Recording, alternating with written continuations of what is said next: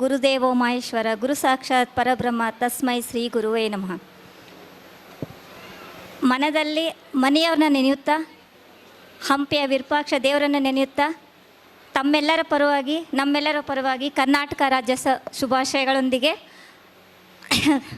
Actually ಕಾಲೇಜಲ್ಲಿ last period ಮಕ್ಕಳು ಆಗಲೇ ಮನೆಗೆ ಹೋಗೋ ಮೂಡ್ನಾಗಿರ್ತಾರೆ. ಇಲ್ಲಿ ಲಾಸ್ಟ್ ಪೀರಿಯಡೇ. ಸೊ ನೀವೆಲ್ಲ ಊರಿಗೆ ಹೋಗೋ ಮೂಡ್ನಾಗಿರ್ತೀರಿ. ಬಟ್ ಇದು ಲಾಸ್ಟ್ ಪೀರಿಯಡ್ ಅಲ್ಲ, ಯಾಕಂದರೆ ಲಾಸ್ಟಿಂದ ನಂದೇ ಫಸ್ಟ್ ಪೀರಿಯಡ್.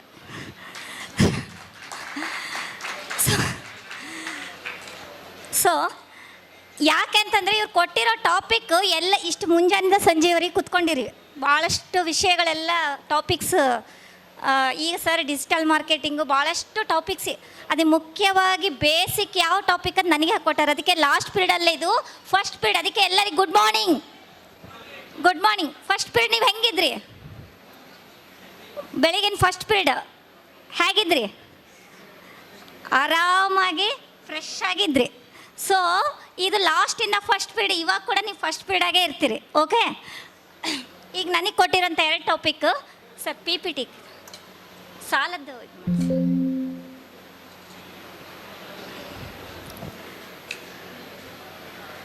ಸೊ ಉದ್ಯಮಿಗಳಾಗಿದ್ದಕ್ಕೆ ಅವಾರ್ಡ್ಸ್ ಕೂಡ ಬಂದಿದೆ.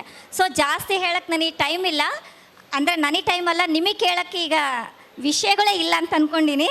ಬಟ್ ಬೇಸಿಕ್ ಸಾಲ ಸಾಲ ಸಾಲ ಅನ್ನೋ ವರ್ಡ್ ಎಲ್ಲರ ಜೀವನದ ಇದಕ್ಕೆ ನಾರ್ಮಲ್ ಆಗಿಬಿಟ್ಟದೆ, ಅಬ್ನಾರ್ಮಲ್ ಅಲ್ಲ.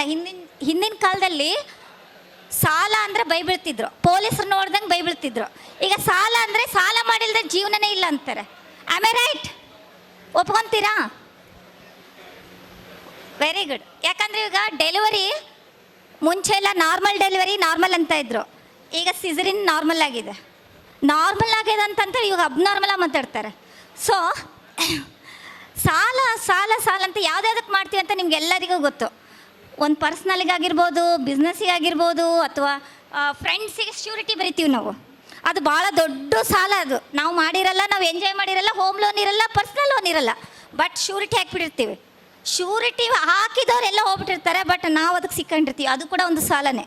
ಸೊ ಇಂಥ ಕೆಲವೊಂದು ಎಷ್ಟೊಂದು ವಿಚಾರಗಳು ನಮ್ಮನ್ನು ಒಂದು ಚಕ್ರವ್ಯೂಹದಲ್ಲಿ ಸಿಗಿಬೀಳ್ತೀವಿ. ಸೊ ಆ ಸಾಲ ಯಾಕಾಗ್ತದೆ ಎಂಬೋ ವಿಚಾರ ಎಲ್ಲರಿಗೂ ನಿಮಗೆ ಗೊತ್ತಿರೋ ವಿಚಾರ. ಆದರೆ ಅದರಿಂದ ಹೊರ ಬರೋದಲ್ಲ, ಅದು ನಾವು ಕಲ್ತ್ಕೋಬೇಕಾಯ್ತು. ನೆಕ್ಸ್ಟ್ ಕಾರಣಗಳು ಇಷ್ಟೇ. ನಾವು ಯಾರಾದರೂ ಬಿಸ್ನೆಸ್ ಮಾಡ್ತೀವಿ ಅಂದರೆ ಇವತ್ತೇ ಎಲ್ಲ ತಂದುಬಿಡ್ತೀವಿ, ಹೌದಾ? ಇವತ್ತೇ ಎಲ್ಲ ಸಾಲ ಮಾಡಿಬಿಡ್ತೀವಿ, ಇವತ್ತೆಲ್ಲ ಹಾಕ್ಕೊಂಡ್ಬಿಡ್ಬೇಕು, ಎಲ್ಲ first class. So my dear friends, ನಾವು ಬೆಳಿಬೇಕು. ಬೆಳೆಯೋದನ್ನು ಇವತ್ತೇ ಬೆಳಿಬೇಕಂತ ರೂಲ್ ಇಲ್ಲ, ನಾವು ಪೋಸ್ಟ್ಪೋನ್ ಮಾಡ್ಕೋಬೋದು. ಆದರೆ ನಾವೇನು ಮಾಡಿಬಿಡ್ತೀವಿ, ಇವತ್ತೆಲ್ಲ ಅಟ್ರಾಕ್ಟ್ ಆಗಿಬಿಡ್ಬೇಕು, ಸಾಲ ಮಾಡಿಬಿಡ್ಬೇಕು. ಸೊ ಎಲ್ಲ ನಾಳೆಯಿಂದನೇ ಸರ್ವಿಸ್ ಆಗಿಬಿಡ್ಬೇಕು. ಗ್ರಾಮ್ 1 ಆಗಿರ್ಬೋದು, ಇನ್ನೊಂದಾಗಿರ್ಬೋದು, ಮತ್ತೊಂದು ಸರ್ವಿಸ್ ಆಗಿರ್ಬೋದು, ಇವತ್ತೇ ಎಲ್ಲ ಆಗಿಬಿಡ್ಬೇಕು ಅಂತ ನಾವು ಭಾಳಷ್ಟು ಸಾಲಗಳನ್ನು ಮಾಡ್ತೀವಿ. ಆದರೆ ಅಲ್ಲಿ ಮುಖ್ಯವಾಗಿ ಬೇಕಾಗಿರೋದು ಏನು ಸರ್ವಿಸ್ ಕೊಡಬೇಕು ಅನ್ನೋದ್ರ ಬಗ್ಗೆ ನಮಗೆ ಗಮನ ಹರಿಸಲ್ಲ. ಇಷ್ಟೋ ತನಕ ಒಂದು ಡೆಮೋ ಮಾಡಿ ತೋರಿಸಿದ್ರು ಡಿಜಿಟಲ್ ಮಾರ್ಕೆಟಿಂಗ್. ನಮ್ಮ ಗಮನ ಎಲ್ಲ ಏನು ಮಾಡ್ತೀವಿ, 2 ಇರುತ್ತೆ ದಾರಿಗಳು. ಒಂದು ಫೋಕಸ್ ಮಾಡೋ ದಾರಿ, ಒಂದು ಅನ್ಫೋಕಸ್ ಮಾಡೋ ದಾರಿ. ಆ ಹುಡುಗ ಏನು ಹೇಳಿದ ಕೇಳಿಸ್ತಾ ಇದೆಯಲ್ವಾ? ರೀಚ್ ನೀರಿನ ಬಿಡಬಾರ್ದು ಅಂತ ಹೇಳಿದ್ರು. ನೀರು ಕೆಳಗೆ ಬಿಡಬಾರ್ದ್ರ ಮೇಲೆ ಗಮನ ಇಡಬೇಕು, ಎಲ್ಲರ ಬಗ್ಗೆ ತಿಳ್ಕೊಂಬ ಅಂತಂದರು. ಆದರೆ ನಮ್ಮ ಗಮನ ನೀರು ಬಿಡಬಾರ್ದ್ರ ಮೇಲೆ ಅಂದರೆ ನೆಗೆಟಿವ್. ನೀರು ಬಿಡಬಾರ್ದು, ನೀರು ಕೆಳಗೆ ಬಿಡಬಾರ್ದು ಅನ್ಬೋದ್ರ ಕಡೆ ಗಮನ ಹರಿಸ್ತೀವಿ. ಸೊ ಬೇರೆದ್ರ ಕಡೆ ನಮ್ಮ ಗಮನ ಎಲ್ಲ ಸ್ಟಾಪ್ ಆಗಿಬಿಡುತ್ತೆ. ಅದೇ ಥರ ಇಲ್ಲಿ ನಾವು ಫುಲ್ ಹೈಲೈಟ್ ಮಾಡೋಕ್ಕೆ ಹೋದಾಗ ಮುಖ್ಯವಾಗಿ ಸರ್ ಡಿಜಿಟಲ್ ಮಾರ್ಕೆಟಿಂಗ್ ಬಗ್ಗೆ ಹೇಳುವಾಗ ಏನು ಹೇಳಿದರು, ನಾವು ಅವ್ರಿಗೆ ಬೆನಿಫಿಟ್ ಆಗೋದನ್ನು ಮಾತಾಡಬೇಕು, ಅದನ್ನು ಬಿಟ್ಬಿಡ್ತೀವಿ. ನಾವು ಬೆನಿಫಿಟ್ ಆಗೋದನ್ನು ಬಿಟ್ಟಾಗ ಮಾತ್ರ ನಾವು ಯಾವುದೇ ರೀತಿ ಬಿಸ್ನೆಸ್ ಬರೋಕ್ಕೆ ಸಾಧ್ಯ ಇಲ್ಲ. ಆಗ ಸಾಲ ಜಾಸ್ತಿ ಆಗುತ್ತಾ ಕಡಿಮೆ ಆಗುತ್ತಾ? ಖಂಡಿತ ತಾನೆ. ಆದರೆ ಯಾವ್ಯಾವ ರೀತಿ ಯಾಕೆ ಜಾಸ್ತಿ ಆಗುತ್ತೆ ಅಂದರೆ ಪರ್ಸ್ನಲ್ ಕಾರಣಗಳು ಕೂಡ ಇದೆ. ಒಂದು ವೈದ್ಯಕೀಯ ವೆಚ್ಚಗಳು. ಪ್ರತಿಯೊಬ್ಬರ ಮನೆಯಲ್ಲಿ ವೈದ್ಯಕೀಯ ವೆಚ್ಚ ಇರುತ್ತೋ ಇರಲ್ವೋ, ಸಡನ್ ಖರ್ಚು ಬಂದೇ ಬರುತ್ತೆ. ಅದಕ್ಕಾಗಿ ನಾವು ಪ್ರಿಪೇರ್ ಆಗಿರಲ್ಲ. ಯಾಕೆ ಪ್ರಿಪೇರ್ ಆಗಿರಲ್ಲ ಅಂದರೆ ನನಗೇನಾಗ್ತದೆ ಬಿಡು, ನಾನು ಆರಾಮಿದ್ದೀನಿ, ಫುಲ್ ಹೆಲ್ತಿ ಪರ್ಸನ್ಗೂ ಆಗುತ್ತೆ, ಇಲ್ದವ್ರಿಗೂ ಆಗುತ್ತೆ. ಅದಕ್ಕೆ ಮೈಂಡ್ ಸೆಟ್ ಕಾರಣ. ನಮ್ಮ ಮೈಂಡ್ ಸೆಟ್ ಹೇಗಿರುತ್ತೋ ಏನಾಗಿರುತ್ತೆ, ಪರಿಸ್ಥಿತಿ ಚೇಂಜ್ ಆಗಬೇಕಂದ್ರೆ ಮನಸ್ಥಿತಿ ಚೇಂಜ್ ಆಗಬೇಕು. ಪರಿಸ್ಥಿತಿನ ಎಂದೂ ಚೇಂಜ್ ಮಾಡೋಕ್ಕೆ ಸಾಧ್ಯ ಇಲ್ಲ, ಆದರೆ ಮನಸ್ಥಿತಿಯಲ್ಲಿ ನಮ್ಮ ವೆಚ್ಚಗಳು ಏನಾಗಿರುತ್ತೆ ಆಲ್ರೆಡಿ ಬಿಲ್ಡ್ ಆಗ್ಬಿಟ್ಟಿರ್ತವೆ. ಸೊ ನಮ್ಮ ವೆಚ್ಚಗಳು ಅನಿರೀಕ್ಷಿತವಾಗಿ ಬಂದಾಗ ನಮ್ಮ ಹತ್ರ ಹಣನೇ ಇರಲ್ಲ, ಮತ್ತೆ ಸಾಲ ಮಾಡ್ತೀವಿ. ಯಾವ ರೀತಿ ಸಾಲ ಮಾಡ್ತೀವಿ? 2 ರೂಪಾಯಿ ಪ್ರಕಾರ ಬಡ್ಡಿ, 3 ರೂಪಾಯಿ ಪ್ರಕಾರ ಬಡ್ಡಿ ಬಂದು ಜಾಸ್ತಿ ಬಡ್ಡಿ ಕಟ್ಟೋದ್ರಾಗೆ ನಮ್ಮ ದುಡಿಮೆ ಹೋಗ್ಬಿಡ್ತದೆ. ಆಗ ಸಾಲಗಳ ಮೇಲೆ ಸಾಲ ಆಗುತ್ತೋ, ಸಾಲ ಕರಗ್ತಾ ಹೋಗುತ್ತೋ. ಅಸೆಟ್ ಜಾಸ್ತಿ ಆಗಬೇಕು, ಆದರೆ ಲಯಬಿಲಿಟಿ ಜಾಸ್ತಿ ಆಗುತ್ತೆ, ಅಸೆಟ್ ಕಡಿಮೆ ಆಗುತ್ತೆ. ನೆಕ್ಸ್ಟ್, ವಾಹನ ಸಂರಕ್ಷಣಾ ವೆಚ್ಚಗಳು.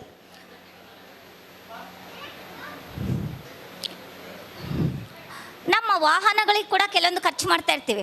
ಅನ್ನೆಸೆಸರಿ ಯಾರ್ಯಾರು ಕೈಗೋ ಕೊಡ್ತಿರ್ತೀವಿ, ಯಾರ್ಯಾರಿಗೋ ಅದನ್ನು ಸರಿಯಾಗಿ ಮೇಂಟೈನ್ ಮಾಡ್ಲಾರ್ದಕ್ಕಾಗ ಅದಂಗೆ ಆಕ್ಸಿಡೆಂಟ್ ಮಾಡ್ತಿರ್ತಾರೆ. ಅಂಥವೆಲ್ಲ ನಮಗೆ ಗೊತ್ತಾಗಲ್ಲ. ಅಂಥ ಟೈಮಲ್ಲಿ ಮ್ಯಾನೇಜ್ ಮಾಡ್ಬೇಕಂದ್ರೆ ಮತ್ತೆ ನಾವು ಸಾಲ ಮಾಡ್ತೀವಿ. ಇದಕ್ಕೆ ಸಾಲ ಮಾಡಬೇಕು ಅಂತಲೇ ರೂಲ್ ಇಟ್ಕೊಂಡ್ಬಿಟ್ಟಿವಿ, ಯಾಕಂದ್ರೆ ನಮ್ಮ ಹತ್ರ ಕೈಯಾರು ರೊಕ್ಕಿರಲ್ಲ. 3ನೇದು ಬ್ಯಾಕ್, ಮನೆ ಸಂರಕ್ಷಣೆ ವೆಚ್ಚಗಳು.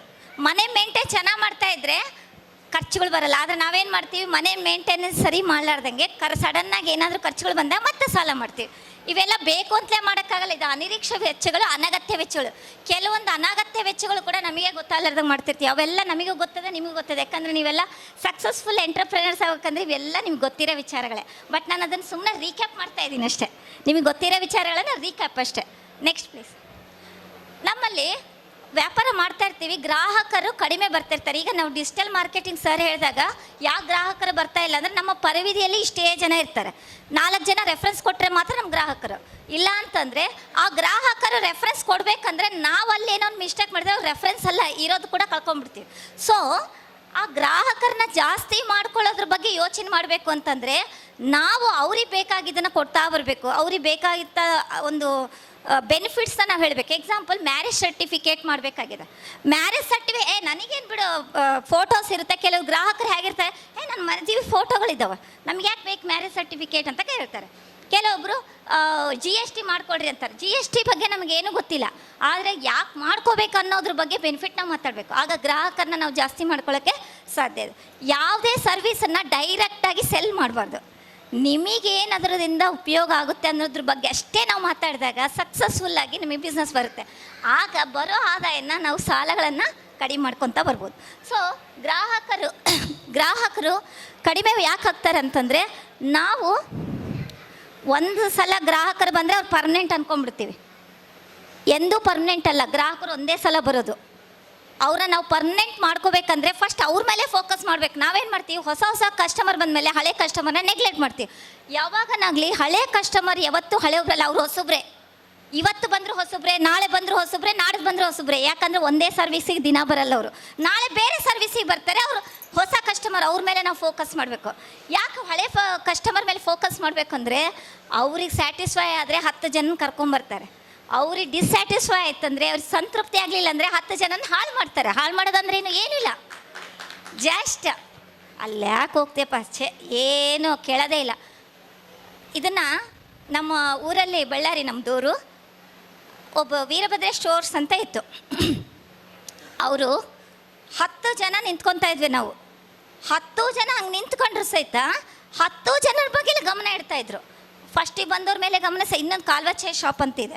ಅವೆರಡರಿಂದ ನಾನು ಅರ್ಥ ಮಾಡ್ಕೊಂಡಿದ್ದೇನೆ ಅಂದರೆ, ದಿನಾನ ಹೋಗ್ತಾ ಇದ್ರು ಕೂಡ ಮತ್ತೆ ನಮ್ಮನ್ನೇ ಗಮನಿಸ್ತಾ ಇದ್ರು. ಅಂದರೆ ಅವರಿಗೆ ನಮಗೇನು ಅನಿಸ್ಬೇಕು, ನಮ್ಮ ಬಗ್ಗೆನೇ ಕೇರ್ ತೊಗೊತಾರೆ ಅನ್ನೋ ಥರ ನಾವು ಬಿಹೇವ್ ಮಾಡಿದಾಗ ಗ್ರಾಹಕರು ಜಾಸ್ತಿ ಆಗ್ತಾರೆ. ಹಾಗಾಗಿ ಯಾವಾಗಲೂ ಹಳೆ ಕಸ್ಟಮರ್ ಅನ್ನೋ ವರ್ಡ್ ನಮ್ಮಲ್ಲಿ ಇರಬಾರ್ದು. ಹೊಸ ಕಸ್ಟಮರ್, ಪ್ರತಿಯೊಬ್ಬರು ಹೊಸ customer. Every day is A new day, every day is A new customer. ಈ ಮೈಂಡ್ ಸೆಟ್ನ ನಾವು ಕ್ರಿಯೇಟ್ ಮಾಡ್ಕೋಬೇಕು.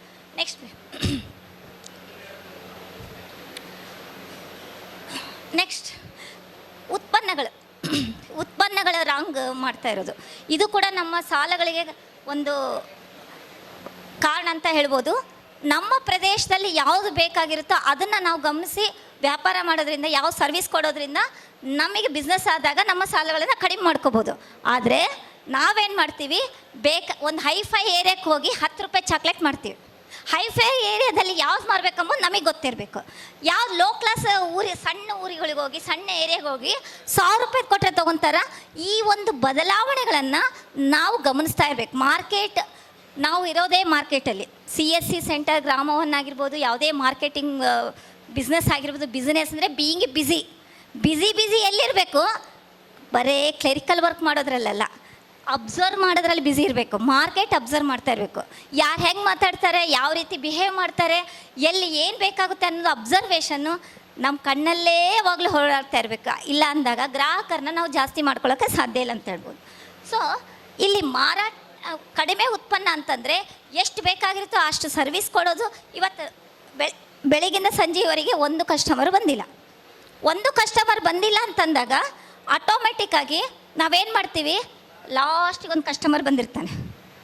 ನಮ್ಮ ಮೈಂಡ್ ಸೆಟ್ ಹೇಗಿರ್ತಂದರೆ ಬೆಳಿಗ್ಗಿಂದ ಬಂದಿಲ್ಲ ಅಂತ ಹೇಳ್ತೀವಿ ಹೊರತು ಒಂದು ಕಸ್ಟಮರ್ ಬಂದಿದ್ದೇನೆ ಅಂತ ಪಾಸಿಟಿವ್ ತೊಗೊಳ್ಳಲ್ಲ. ಹಾಗಾಗಿ ನಾಳೆ 2 ಕಸ್ಟಮರ್ ಬರಲ್ಲ. ನಮ್ಮಲ್ಲಿ ಯಾರು ಬಂದಿರ್ತಾರೋ ಅವ್ರಿಗೆ ನಾವು ಬಂದಿದ್ದಾರೆ ಅನ್ನೋ ಫೀಲ್ ಇದ್ದರೆ ಆಟೋಮೆಟಿಕ್ಕಾಗಿ ಬಿಸ್ನೆಸ್ ಆಗುತ್ತೆ. ನಮ್ಮ ಸಾಲಗಳನ್ನು ಕರಗಿಸ್ಕೋಬೋದು. ಇಲ್ಲಿ ಸಾಲದ ಬಗ್ಗೆ ಜಾಸ್ತಿ ಕಾರಣಗಳೆಲ್ಲ ನಿಮಗೆ ಗೊತ್ತಿರೋದು, ಹಾಗಾಗಿ ನಾನು ಅದ್ರ ಬಗ್ಗೆ ಜಾಸ್ತಿ ಹೇಳ್ತಾ ಇಲ್ಲ. ಜಸ್ಟ್ ಅದ್ರ ಹೇಗೆ ಹೊರ ಬರಬೇಕೆಂಬುದು ನಾವು ತಿಳ್ಕೊಂಡಿರ್ಬೇಕಷ್ಟೆ. ನೆಕ್ಸ್ಟ್, ನಮಗೆ ಸಾಲ ಆಗ್ಲಿಕ್ಕೆ ಇನ್ನೊಂದು ಕಾರಣ ಏನಂದರೆ ನಾವು ಇನ್ವೆಸ್ಟ್ ಮಾಡಿಬಿಡ್ತೀವಿ, ಆದರೆ ಅದರಿಂದ ನಮಗೆ ಅಮೌಂಟ್ ಬಂದಿರಲ್ಲ, ಹೆಚ್ಚಿಗೆ ಅದು ಬರೋಂಥ ರಿಟರ್ನ್ಸ್ ಬಂದಿರಲ್ಲ, ಸರ್ಕಾರದಿಂದ ಬರುವಂಥ ಅಮೌಂಟ್ ಬಂದಿರಲ್ಲ. ಮನೆ ಮೇಂಟೈನ್ ಮಾಡಲಿಕ್ಕೆ ಕೈಗಡ ಸಾಲ ಇಸ್ಕೊತೀವಿ, ಇಲ್ಲ 2 ರೂಪಾಯಿ ಪ್ರಕಾರ ಆವಾಗಲೇ ಹೇಳಿದಂಗೆ ತೊಗೊತೀವಿ.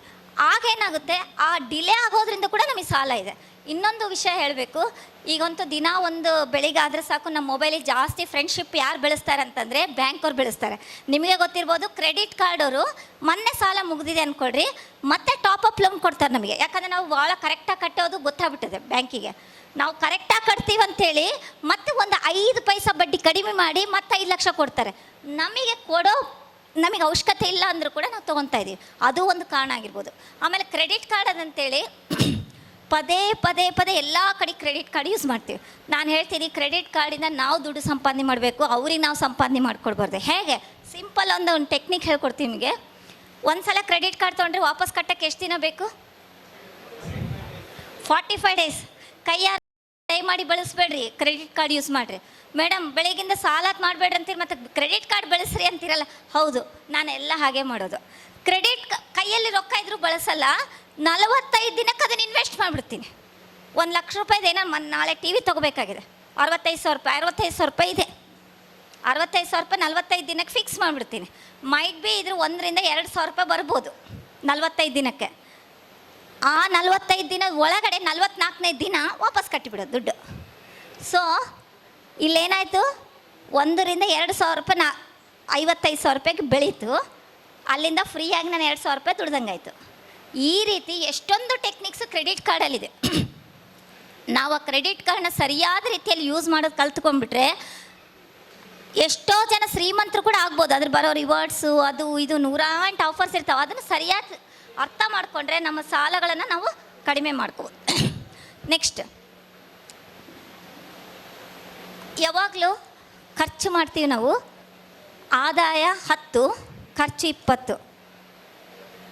ನಾವು ಎಷ್ಟು ಮಾಡಬೇಕು ಅನ್ನೋದ್ರ ಬಗ್ಗೆ ನಮಗೆ ಗಮನ ಇರಲ್ಲ.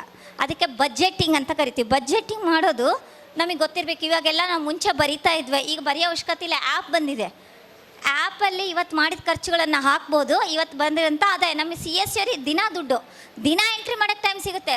ಸಂಬಳದವರಿಗೆ ಬರೀ 1 ತಿಂಗಳ ಸಂಬಳ. CSC ಈ ರೀತಿ ಬಿಸ್ನೆಸ್ ಮಾಡೋರಿಗೆ ಪರ್ ಡೇ ಇನ್ಕಮ್ ಇರುತ್ತೆ. ಬರೆಯೋದು ಸ್ಟಾರ್ಟ್ ಮಾಡಿದರೆ ನಮಗೆ ಬಜೆಟಿಂಗ್ ಗೊತ್ತಾಗುತ್ತೆ, ಎಷ್ಟು ಆದಾಯ ಇದೆ, ಎಷ್ಟು ಕಂಟ್ರೋಲ್ ಮಾಡ್ಬೋದು ಅಂತ. ಅದನ್ನು ನಾವು ಪ್ರಾಕ್ಟೀಸ್ ಮಾಡೋದ್ರ ಮುಖಾಂತರ ನಮ್ಮ ಸಾಲಗಳನ್ನು ಜಾಸ್ತಿ ಆಗ್ಲಿಕ್ಕೆ ನಾವು ಬಿಡಲ್ಲ. ಯಾಕಂದರೆ ನಾವು ಖರ್ಚುಗಳನ್ನು ಏನು ಮಾಡ್ತೀವಿ, ಅವಶ್ಯಕತೆ ಇಲ್ಲ ಅಂದರೂ ಕೂಡ ನಾವು ಬಳಸೋದು ಹ್ಯಾಕೆ ಕಲಿತ್ಬಿಟ್ಟಿವಿ ಅಂದರೆ, ಶಾಪಿಗೆ ಹೋಗ್ತೀವಿ, ಸುಮ್ಮನೆ ಲಿಸ್ಟ್ ಮಾಡ್ಕೊಂಡು ಹೋಗಲ್ಲ, ಮೈಂಡ್ನಲ್ಲಿ ಏನೂ ಇರಲ್ಲ, ಹಾಗೆ ತಂದುಬಿಡ್ತೀವಿ. ಅದು ಯಾವುದೋ ನೋಡ್ತೀವಿ, ಅದೇನು ನೋಡ್ತೀವಿ, ಮಾಲ್ಗಳು. ಅದಕ್ಕೆ ಬರ್ಕೊಂಡು ಹೋಗೋದು ನಾವು ಅಭ್ಯಾಸ ಮಾಡಬೇಕು. ಆವಾಗ ಯಾವುದು ಬರಿತೀವೋ ಅಷ್ಟನ್ನೇ ತರ್ತೀವಿ, ನಮ್ಮ ಖರ್ಚುಗಳ ಮೇಲೆ ಹಿಡಿತಾ ಇರುತ್ತೆ. ಸೊ ಖರ್ಚುಗಳು ಹಿಡಿತಾ ಇರಬೇಕು ಅಂತಂದರೆ ಬರೀ ಇದೊಂದೇ ಅಲ್ಲ, ಪರ್ಸ್ನಲ್ ಮನೆಯಲ್ಲಿ ಕೂಡ ನಾವು ನೋಡ್ಕೊಂಡಿರ್ಬೇಕು. ಯಾವ ರೀತಿ ಅಂದರೆ, ಮಕ್ಕಳು ಎಲ್ಲ ಕೇಳ್ತಿರ್ತಾರೆ, ನಾನಂತೂ ಏನು ಕಂಡಿಲ್ಲ, ನನ್ನ ಮಕ್ಕಳನ್ನು ಬೇಷಿರಲಿ ಅನ್ಬೋದು ಎಲ್ಲರಿಗೂ ಇರ್ತದೆ ತಾನೇ. ನಾನು ಏನು ಕಂಡಿಲ್ಲ, ನಮ್ಮ ಮಕ್ಕಳಾದ್ರೂ ಖುಷಿಯಾಗಿರಲಿ ಅಂತ ಎಷ್ಟು ಚೆನ್ನಾಗಿ ಅನಿಸುತ್ತೆ ಹೇಳ್ರಿ. ಎಲ್ಲರಿಗೂ ಅನಿಸುತ್ತಲ್ಲ. ನಾನು ಮೊದಲು ಮಾಡ್ಕೊಂಡಿರ್ತದ್ರಿ. ಯಾಕಂದರೆ ನಾವು ಕಷ್ಟದಾಗ ಬಂದೀವಿ. ನಮ್ಮ ಮಕ್ಳು 10 ಕೇಳಿದ್ರೆ 10 ಕೊಡಿಸ್ಬಾರ್ದು. ನಾವೇನು ಮಾಡ್ತೀವಿ, 10 ನಮ್ಮ ಹತ್ರ ದುಡ್ಡಿಲ್ಲ ಅಂದರೂ ಕೂಡ 10 ಕೊಡ್ಸೋಕ್ಕೆ ಪ್ರಯತ್ನ ಮಾಡ್ತೀವಿ. ಅವಾಗ ಏನು ಮಾಡ್ತೀವಿ, ದುಡ್ಡಿಲ್ಲ ಅಂದ್ರೂ ಸಾಲ ಮಾಡ್ತೀವಿ. ಇದು ಪ್ರತಿಯೊಬ್ಬ ಪೇರೆಂಟ್ಸ್ ನಾವು ಕಲಿಬೇಕಂತ ವಿಚಾರ ಏನಂದರೆ, 10 ಕೇಳಿದರೆ 10ನ್ನು ಸ್ವಲ್ಪ ಪೋಸ್ಟ್ಪೋನ್ ಮಾಡಬೇಕು. ಯಾಕೆ ಪೋಸ್ಟ್ಪೋನ್ ಮಾಡಿವಂತ ಕ್ವಶನ್ ಕೇಳ್ತಾರಾಗ. ಇವತ್ತು ಕೇಳಿದ ತಕ್ಷಣ ಕೊಡಿಸ್ಬಿಟ್ರೆ ಅವ್ರಿಗೆ ಏನಾಗ್ಬಿಡುತ್ತೆ, ಕೊಡಿಸ್ತಾರಂತ ನಾಳೆ ಇನ್ನೊಂದು ಕೇಳ್ತಾರೆ, ನಾವು ಸಾಲ ಮಾಡೋ ಪರಿಸ್ಥಿತಿ ಬರುತ್ತೆ. ಅದಕ್ಕೆ ಪೋಸ್ಟ್ ಮೋರ್ ಮಾಡೋದು ಕಲಿಬೇಕು. ಇವತ್ತು ಕೇಳಿದರೆ ನಾಳೆನೋ ನಾಡೋದು ಇಲ್ಲ ಸ್ವಲ್ಪ ದುಡ್ಡು ಅಡ್ಜಸ್ಟ್ ಮಾಡಿ ದುಡ್ಡು ಇದ್ದರೂ ಕೂಡ ಇದನ್ನು ಹೇಳೋದು ಕಲ್ತಿರ್ಬೇಕು. ಸೊ ನೆಕ್ಸ್ಟ್ ಟೈಮ್ ಅವ್ರು ಕೇಳಬೇಕಾದ್ರೆ ದುಡ್ಡದ ಇಲ್ಲ ಅಂತ ಯೋಚನೆ ಮಾಡ್ತಾರೆ. ಇದು ನಾನು ಪ್ರಾಕ್ಟೀಸ್ ಮಾಡಿದ್ದೆ, ನಿಮ್ಗೆ ಹೇಳ್ತಾ ಇದ್ದೀನಿ. ಇದು ಯಾವುದು ಮಾತಾಡ್ತಿರೋದು ಓನ್ ಎಕ್ಸ್ಪೀರಿಯನ್ಸ್. ಸೊ ಅಲ್ಲಿ ಕೂಡ ನಮ್ಮ ಸಾಲ ಆಗೋಂಥ ಚಾನ್ಸಸ್ ಇರುತ್ತೆ. ಆಮೇಲೆ ಹೋಮ್ ಲೋನು ಎಷ್ಟು ಜನ ತೊಗೊಂಡಿರ್ತೀರಿ? ಹೋಮ್ ಲೋನ್ ನಾನು ಕೈ ಮೊದಲು ಮಾಡ್ಕೊಂಡು ಹೇಳ್ತೀನಿ. ಹೋಮ್ ಲೋನ್ 20 ವರ್ಷ 25 ವರ್ಷ ತೊಗೊಂಡಿರ್ತೀವಿ. ಇವತ್ತಿಂದನೇ ಜಾಸ್ತಿ ಕಟ್ಟಿಬಿಡ್ತಾರೆ ಜನ. ಇವತ್ತು ಸಾಲ ತೊಗೊಬೋದು, ನಾಳೆಯಿಂದನೇ ಟಕ 10,000 20,000 ಎಷ್ಟಿದ್ರೆ ಅದೆಲ್ಲ ಕಟ್ಟಿಬಿಡ್ತಾರೆ. ಕೈ ಖಾಲಿ ಮಾಡ್ಕೊಂಡ್ಬಿಡ್ತೀವಿ ನಾವು. ಬೇರೆ ಏನಾದರೂ ಮನೆ ಖರ್ಚುಗಳಿಗೆ, ಶಾರ್ಟ್ ಟರ್ಮ್ ಲೋನ್ಸಿಗೆ ಅಥವಾ ಮನೆಗೆ ನನ್ನ ಮಕ್ಕಳಿಗೆ ಓದಿಗೆಲ್ಲ ಮತ್ತೆ ಸಾಲ ಮಾಡೋದು. ಯಾವತ್ತೂ ಹೋಮ್ ಲೋನ್ನ ಅವಧಿ ಮುಂಚೆ ಕಟ್ಟಬಾರ್ದು. 25 ವರ್ಷ ತೊಗೊಂಡಿದ್ರೆ 25 ವರ್ಷನೂ ಕಟ್ಟಬೇಕು. ಯಾವಾಗಲೂ ನಾವು ಅದನ್ನು ಜಾಸ್ತಿ ನಾವು ಯೂಟ್ಯೂಬ್ನ ನೋಡಿರ್ತೀವಿ. If you pay 20,000 per month you can save this one, if you pay 30,000 per month per year you can save this one ಅಂತ. ಕರೆಕ್ಟ್, ಹಾಗೂ ಮಾಡ್ಬೋದು. ಬಟ್ ಸೆಕೆಂಡ್ ಆದಾಯ ಇದೆಯಾ ನಮಗೆ? ಒಂದೇ ಆದಾಯ ಇದ್ದಾಗ ನಾವು ಬೇರೆ ಖರ್ಚುಗಳನ್ನು ನಿಭಾಯಿಸ್ಬೇಕು. ಬೆಳಗಾಗಣ ಮಕ್ಕಳು ಓದು ಇರುತ್ತೆ, ಬೆಳಗಾಗಣ ಮಕ್ಕಳು ಮದುವೆ ಇರುತ್ತೆ, ಬೇರೆ ಗೋಲ್ಸ್ ಇರುತ್ತೆ. ಅದಕ್ಕನ್ನೆಲ್ಲ ದುಡ್ಡು ಎಲ್ಲಿಂದ ಬರಬೇಕು? ಸೊ ಇರೋ ದುಡ್ಡನ್ನೆಲ್ಲ ಬಡ್ಡಿ ಯಾಕೆ ಕಟ್ಟಬಾರ್ದಂದರೆ, ಸ್ಟಾರ್ಟಿಂಗ್ ಬಡ್ಡಿ ಜಾಸ್ತಿ ಇರುತ್ತೆ, ಬರ್ತಾ ಬಡ್ಡಿ ಕಡಿಮೆ ಆಗುತ್ತೆ. ಅಂಥ ಟೈಮಲ್ಲಿ ಇರೋದರ ದುಡ್ಡೆಲ್ಲ ಖರ್ಚು ಮಾಡಿಬಿಟ್ರೆ ಬೇರೆದಕ್ಕೆ ಸಾಲ ಆಗುತ್ತಾ, ಏನಾದರೂ ಫ್ರೀಯಾಗಿ ಸಿಗುತ್ತಾ ನಿಮಗೆ? ಸಾಲ ಆಗುತ್ತೆ ತಾನೆ. ಸೊ ಈ ಒಂದು ತಪ್ಪಿಂದ ಕೂಡ ನಾವು ಸಾಲ ಜಾಸ್ತಿ ಆಗುತ್ತೆ. ಇನ್ನು ಸಾಲಗಳಾಗ್ಲಿಕ್ಕೆ ಬೇಕಾದಷ್ಟು ಕಾರಣಗಳಿದ್ದಾವೆ. ಅದಕ್ಕೆಲ್ಲ ನಾವು ಹೊರ ಬರಬೇಕು ಅಂತಂದರೆ ಫಸ್ಟ್ ನಾವು ಫಂಡಿಂಗ್ನ ತಯಾರು ಮಾಡ್ಕೋಬೇಕು. ಎಮರ್ಜೆನ್ಸಿ ಫಂಡ್ ಅಂತ ಇಡಬೇಕು. ಈಗ ನಾವೇನಾದರೂ ಮೊಬೈಲ್ ತೊಗೋಬೇಕಂತ ಆಲೋಚನೆ ಬಂದರೆ ಅದು 1 ವರ್ಷ ಮುಂದೆ ಹಾಕಬೇಕು. ಇದು ಒಂದು ಟೆಕ್ನಿಕ್. ನಾನು ಈ ವರ್ಷ ಒಂದು ಹೊಸ ಮೊಬೈಲ್ ತೊಗೊಂಡೆ ಈ ಕಾರ್ಯಕ್ರಮ ಸಲುವಾಗಿ. OnePlus ತೊಗೊಂಡೆ. Cost will be 24,000. ಇದನ್ನು ಹೋದ ವರ್ಷದಿಂದ ಕೂಡಿಟ್ಕೊಂತ ಬಂದಿದ್ದೆ. ಕೂಡಿಟ್ಕೊಂಬಂದು 25,000 ರೂಪಾಯಿ ಮೊಬೈಲ್ ತೊಗೊಂಡೆ. ಅವತ್ತೇ ತಗೋ ಕೆಪಾಸಿಟಿ ಇದ್ದರೂ ಕೂಡ 1 ವರ್ಷ. ಯಾಕಂತಂದರೆ EMI ಬದಲಾಗಿ ನಮ್ಮ ದುಡ್ಡನ್ನೇ 1 ವರ್ಷ ಕೂಡಿಟ್ಟು ತೊಗೊಂಡಾಗ ಆ ದುಡ್ಡು ಕೂಡ ಬೆಳೆಯೋ ಥರ ನಾವು ಮಾಡಿಕೊಂಡಾಗ ಸಾಲಗಳ ಸುಳಿಯಲ್ಲಿ ನಾವು ಬರಲ್ಲ. ಯಾಕೆ ಸಾಲಗಳ ಸುಳಿಯಲ್ಲಿ ಬರ್ತೀವಿ ಅಂತಂದರೆ, ಇವತ್ತು ಜಾಬ್ನ ಸೇರ್ಕೊಂತೀವಿ, ನಾಳೆನೇ ಐಫೋನ್ ಬೇಕು ನಮಗೆ, ನಾಳೆನೇ ಬೇಕು. ಯಾಕಂದರೆ ಶೋ ಆಫ್. ಇವತ್ತು 1-2 ತಿಂಗಳ ಹೊಸ ಮಾಡೆಲ್ ಬರ್ತದೆ.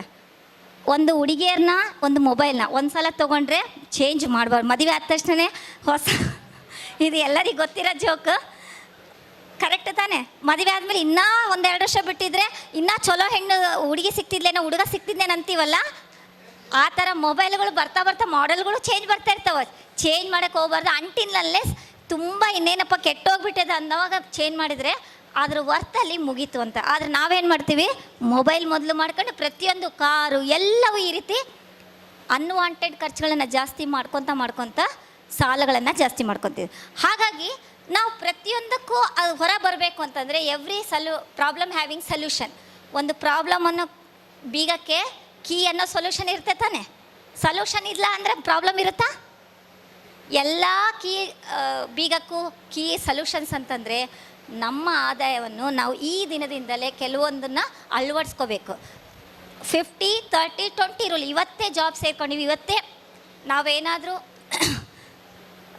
ಅರ್ನ್ ಮಾಡ್ತಾಯಿದ್ದೀವಿ ಅಂದರೆ ಅರ್ನ್ ಮಾಡಿದ್ರಲ್ಲಿ ಕೆಲವೊಂದನ್ನು ಇವತ್ತು ನಾನು ನಿಮಗೆ ಹೇಳ್ತೀನಿ. 50% ಮನಿಗೆ ಯೂಸ್ ಮಾಡಲೇಬೇಕು. ಅಂದರೆ ಮನೆ ಖರ್ಚುಗಳಿಗೆ, ಮನೆ ನಡೆಸೋಕ್ಕೆ. 30 ವಾಂಟ್ಸಿಗೆ. ಅಂದರೆ ವಾಂಟ್ಸ್ ಅಂತಂದು ಫೋನು, ಟ್ರಾವೆಲ್ಸು, ಇನ್ನೊಂದು ಮತ್ತೊಂದು. 20% ಕಂಪಲ್ಸರಿ ಸೇವಿಂಗ್. ವಾರನ್ ಬಫೆಟ್ ಹೇಳ್ತಾನೆ. ಎಷ್ಟು ಜನ ಒಂದು ಫಾರ್ಮುಲಾ ಗೊತ್ತು? Warren Buffett formula. How many of you known Warren Buffett formula? ಹೇಳ್ತೀರಾ ಸರ್? ಜೋರಾದ ಚಪ್ಪಾಳೆ ಕೊಡಿ. ಆನ್ಸರ್ ಹೇಳಿದ್ಮೇಲೆ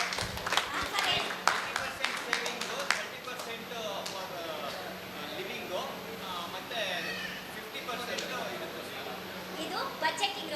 ಥ್ಯಾಂಕ್ ಯು ನೀವು ಪಾರ್ಟಿಸಿಪೇಟ್ ಮಾಡಿದ್ದಕ್ಕೆ. ಆದರೂ ಒಂದು ಚಪ್ಪಾಳೆ, ಜೋರಾದ ಚಪ್ಪಾಳೆ. ವಾರನ್ ಬಫೆಟ್ ಏನು ಹೇಳ್ತಾರೆ, ನಾವೆಲ್ಲ ಒಂದು ಯಾವ್ದನ್ನ ಸ್ವಲ್ಪ ಸೇವಿಂಗ್ ಮಾಡಿರಿ ಅಂದರೆ, ಸೇವ್ ಅಂತ ಏನು ಗೊತ್ತಾ? ಶೇವ್ಗೂ ಒಂದೇ ಲೆಟರ್. ಶೇವ್ಗೆ ಹೆಚ್ಚು. ಸೇವ್ಗಿರೋ ಒಂದೇ ಒಂದು ಲೆಟರ್ ಯಾವುದು? ಹೆಚ್. ಕರೆಕ್ಟಾಗಿ ಒಪ್ಕೊತೀರಾ? ಶೇವ್ ಮಾಡೋದು ಕಲ್ತ್ಬಿಟ್ಟಿವಿ ನಾವು, ಅಂದರೆ ಬರೋ ದುಡ್ಡೆಲ್ಲ ಖರ್ಚು ಮಾಡೋದು ಕಲ್ತ್ಬಿಟ್ಟಿವಿ. ಆದರೆ ಅದು ಅದನ್ನು ಹೆಚ್ಚಿನ ತೆಗೆದ್ರೆ ಸೇವ್ ಆಗುತ್ತೆ. ಹೆಂಗಾಗುತ್ತೆ? ವಾರನ್ ಬಫೆಟ್ ಏನು ಹೇಳಿದನು ಗೊತ್ತೇನು? ಯಾರನ್ನ ಕೇಳಿದ್ರು ಕೂಡ, ಮೇಡಮ್ ನಾವು ಖರ್ಚು ಎಲ್ಲ ಮಾಡ್ತೀವಿ, ಉಳಿದ್ರೆ ಸೇವ್ ಮಾಡ್ತೀವಿ. ಓಕೆ, ನೀವೆಂದೂ ಸೇವ್ ಮಾಡಲ್ಲ. ಒಂದು ಫಾರ್ಮುಲಾ ಇದೆ, income is equal to expenditure plus saving. This is the formula in economics. ನಾನು ಎಕನಾಮಿಕ್ಸ್ ಟೀಚರ್ ಅಲ್ಲದಕ್ಕೆ ಸ್ವಲ್ಪ ಫಾರ್ಮುಲಾಗಳು ಹೇಳ್ತಾ ಇರ್ತೀನಿ, ಸೊ ನಿಮಗೂ ಈಸಿ ಆಗುತ್ತೆ. Income is equal savings plus consumption ಅಂದರೆ ಬೇಕಾದ್ಕೊಳಕೊಳ್ಳೋದು ಖರ್ಚುಗಳು ಪ್ಲಸ್ ಸೇವಿಂಗ್. ಯಾವತ್ತಾದರೂ ಈ ಫಾರ್ಮುಲಾ ವರ್ಕ್ ಆಗುತ್ತಾ? Saving is equal income minus expenditure. Save ಆಗಬೇಕಂದ್ರೆ ಇನ್ಕಮಲ್ಲಿ ಎಕ್ಸ್ಪೆಂಡಿಚರ್ ತೆಗೆದ್ರೆ ಅದು ಸೇವಿಂಗ್ ಆಗುತ್ತೆ. Is it possible in real world? ಅದು ಎಂದೂ ಸೇವ್ ಆಗಲ್ಲ, ಓನ್ಲಿ ಶೇವಿಂಗ್. ಯಾಕೆ ಅಂದರೆ ಎಕ್ಸ್ಪೆಂಡಿಚರ್ ಎಂದೂ ನಿಲ್ಲಲ್ಲ. ನಮ್ಮ ಜೀವ ನಿಲ್ಲದವರೆಗೂ ಎಕ್ಸ್ಪೆಂಡಿಚರ್, ಇವನು ಹೋಗೋ ಮುಂದೆ ಕೂಡ ಎಕ್ಸ್ಪೆಂಡಿಚರ್ ಇರುತ್ತೆ. ಸೊ ಯಾವ ಫಾರ್ಮುಲಾ ನಾವು ಲೈಫಲ್ಲಿ ಅಳವಡಿಸ್ಕೋಬೇಕು? Income minus savings is equal to expenditure. What is a formula to be practice? Income minus savings is equal to, Warren Buffett ದೊಡ್ಡದೊಂದು ಸೆಂಟೆನ್ಸ್ ಕೊಟ್ಟಿದ್ದಾರೆ, save before expenditure. Save before expenditure ಅಂತ ಒಂದು ದೊಡ್ಡ sentence. ನಾನು ಅದನ್ನು ಸಣ್ಣ ಫಾರ್ಮುಲಾ ಮಾಡಿದ್ದೀನಿ ಅಷ್ಟೇ. ಅವ್ರು ಎಕನಾಮಿಕ್ಸ್ ಫಾರ್ಮುಲಾನ ಒಂದು ಸೆಂಟೆನ್ಸ್ ಕೊಟ್ಟಿದ್ದೀನಿ, ನಾನು ಒಂದು ವರ್ಡಾಗಿ ಹೇಳಿದ್ದೀನಿ ಅಷ್ಟೇ, ಒಂದೇ ಸೆಂಟೆನ್ಸು, ಒಂದು formula. Income minus savings is equal expenditure. ಇದನ್ನು ಯಾರು ಕಲಿತೀವೋ ಎಂದೂ ಸಾಲಗಳಾಗೋಕ್ಕೆ ನಾವು ಬಿಡಲ್ಲ. ಯಾಕಂದರೆ ಪ್ರತಿಯೊಂದಕ್ಕೂ ಪ್ಲ್ಯಾನಿಂಗ್ ಮಾಡ್ಬೇಕ್ರಿ.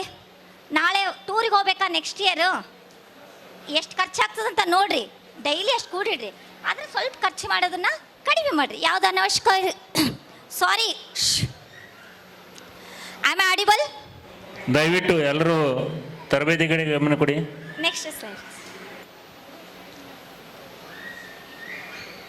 ಇನ್ನೊಂದು ದೊಡ್ಡ ಸಾಲ ಯಾವ್ದು ಗೊತ್ತೇನು? LIC ಪಾಲಿಸಿ ಮಾಡಿಬಿಡ್ತೀವಿ ನಾವು. ಮೇಡಮ್ LIC ಪಾಲಿಸಿ ಮಾಡಿದ್ರೆ ಸಾಲ ಆಯ್ತು? ಹೌದು. ಇದರಲ್ಲಿ 2 ಟೈಪ್ ಸಾಲ ಇರುತ್ತೆ, 2 ಟೈಪ್ ಪಾಲಿಸಿ ಇರುತ್ತೆ. Term plan and endowment plan. Endowment plan ಅಂದರೆ ಇವತ್ತೊಂದೊಂದು ಲಕ್ಷ ಕಟ್ಕೊಂತ ಹೋಗ್ರಿ, 10 ವರ್ಷ ಬಿಟ್ಟ ಮೇಲೆ ಒಂದು 20 ಲಕ್ಷ ಕೊಡ್ತೀವಿ, ವಾಪಸ್ ಬರೋದಲ್ಲ, ಅದನ್ನು ಎಂಡೋಮೆಂಟ್ ಪ್ಲಾನ್ ಅಂತೀವಿ. ಟರ್ಮ್ ಪ್ಲಾನ್ ಅಂದರೆ only it is given to the protection. ನಮ್ಮ ಪ್ರೊಟೆಕ್ಷನ್ಗೆ ನಮಗೆ ಏನನ್ನ ಆಯಿತು ಅಂದರೆ ನಮ್ಮ ಫ್ಯಾಮಿಲಿ ಅದರಿಂದ ಕಷ್ಟ ಆಗಬಾರ್ದು ಅನ್ನೋದಕ್ಕೆ ಮಾಡೋಸೋ ಪ್ಲ್ಯಾನು. ಆದರೆ ಈ ಟರ್ಮ್ ಪ್ಲಾನ್ ಬಿಡ್ತೀವಿ, ಒಬ್ಬರು LIC ಏಜೆಂಟ್ಗಳು ಫೋರ್ಸಿಗೋ ನಮ್ಮ ಫೋರ್ಸಿಗೋ LIC ಎಂಡೋಮೆಂಟ್ ಪ್ಲಾನ್ ಮಾಡಿಬಿಡ್ತೀವಿ. ಅದನ್ನು ಕಟ್ಟೋ ಸಲುವಾಗಿ ಸಾಲ ಮಾಡ್ತೀವಿ, ಮತ್ತು ಆ LIC ಮೇಲೆ ಮತ್ತೆ ಸಾಲ. ಏಜೆಂಟ್ಗಳಿಗೆ ಫೋನ್ ಮಾಡ್ತಾರೆ, ಪಾಲಿಸಿ ಕಟ್ಟೋಕ್ಕಾಗಲ್ಲ, ನನ್ನ ಪಾಲಿಸಿ ಮೇಲೆ ಎಷ್ಟು ಸಾಲ ಸಿಗುತ್ತೆ, ಎಲ್ಲ ಕಡೆಗೂ ಹುಡುಕ್ತೀವಿ ನಾವು ಮೂಲಗಳನ್ನು. ಸಾಲ ಯಾಕೆ ಮೇಡಮ್ ಈ ರೀತಿ ಆಗುತ್ತೆ ಅಂದರೆ because of lack of budgeting, lack of formula which I said. ನಾನು ಯಾವ ಫಾರ್ಮುಲಾ ಹೇಳಿದ್ನಲ್ಲ ಅದನ್ನು ನಾವು ಅಳವಡಿಸ್ಕೊಳ್ಳಾರ್ದು ಇರೋದೇ ಒಂದು ದೊಡ್ಡ ಪ್ರಾಬ್ಲಮ್. ಆಮೇಲೆ ಹೆಲ್ತ್ ಇನ್ಶೂರೆನ್ಸ್, ಅದು ನಾವು ಯಾವುದಕ್ಕೂ ಇಂಪಾರ್ಟೆನ್ಸ್ ಕೊಡೋಲ್ಲ. ಯಾಕೆ ಗೊತ್ತೇನು? ನಾನು ಆರಾಮಿದ್ದೀನಿ, ನನಗೇನಾಗುತ್ತೆ, ನನ್ನ ಸಣ್ಣ ಏಜು ಅನ್ನೋದು ಎಷ್ಟು ಜನಕ್ಕೆ ಬರುತ್ತೆ ಆಲೋಚನೆ? ನೀವು ಯಾರಾದರೂ ಕಸ್ಟಮರ್ಗೆ ಹೇಳ್ರಿ, ಮತ್ತು ಈ ಮಾತು ಎಷ್ಟು ಜನ ಹೇಳಿಲ್ಲ ಅಂತ ಹೇಳ್ತೀರಿ? LIC ಹೆಲ್ತ್ ಇನ್ಶೂರೆನ್ಸ್ ಕೇಳಿದರೆ ತೊಗೊಳ್ರಿ ಅಂತಂದಾಗ ಎಷ್ಟು ಜನ ಹೇಳ್ತಾರೆ ನಾನು ಆರಾಮಿದ್ದೀನಿ, ನಮಗೆ ಯಾಕೆ ಬೇಕ್ರಿ, ಕಂಪ್ನಿಯವ್ರು ಕೊಡ್ತಾರ್ರಿ ಅಂತ ಅಂದವರು ಎಷ್ಟು ಜನ ಇದ್ದಾರೆ? ಕೈ ಎತ್ರಿ, ಎಷ್ಟು ಜನ ಇದ್ದಾರೆ? ಈ ಆನ್ಸರ್ಸ್ ಕಾಮನೇ ಬರ್ತದೆ ತಾನೆ? ನಿಮಗೆ ಹೇಳ್ತೀನಿ, ಸಾಲ ಆಗ್ಲಕ್ಕ ಕಾರಣ ಹೆಲ್ತ್ ಇನ್ಶೂರೆನ್ಸ್ ಇಲ್ಲಿದ್ದು. ಯಾಕೆ ಹೇಳ್ತೀನಿ ಕೇಳ್ರಿ. ಹೆಲ್ತ್ ಇನ್ಶೂರೆನ್ಸಲ್ಲಿ 5 ಲಕ್ಷ 10 ಲಕ್ಷ ಪಾಲಿಸಿ ಇರುತ್ತೆ.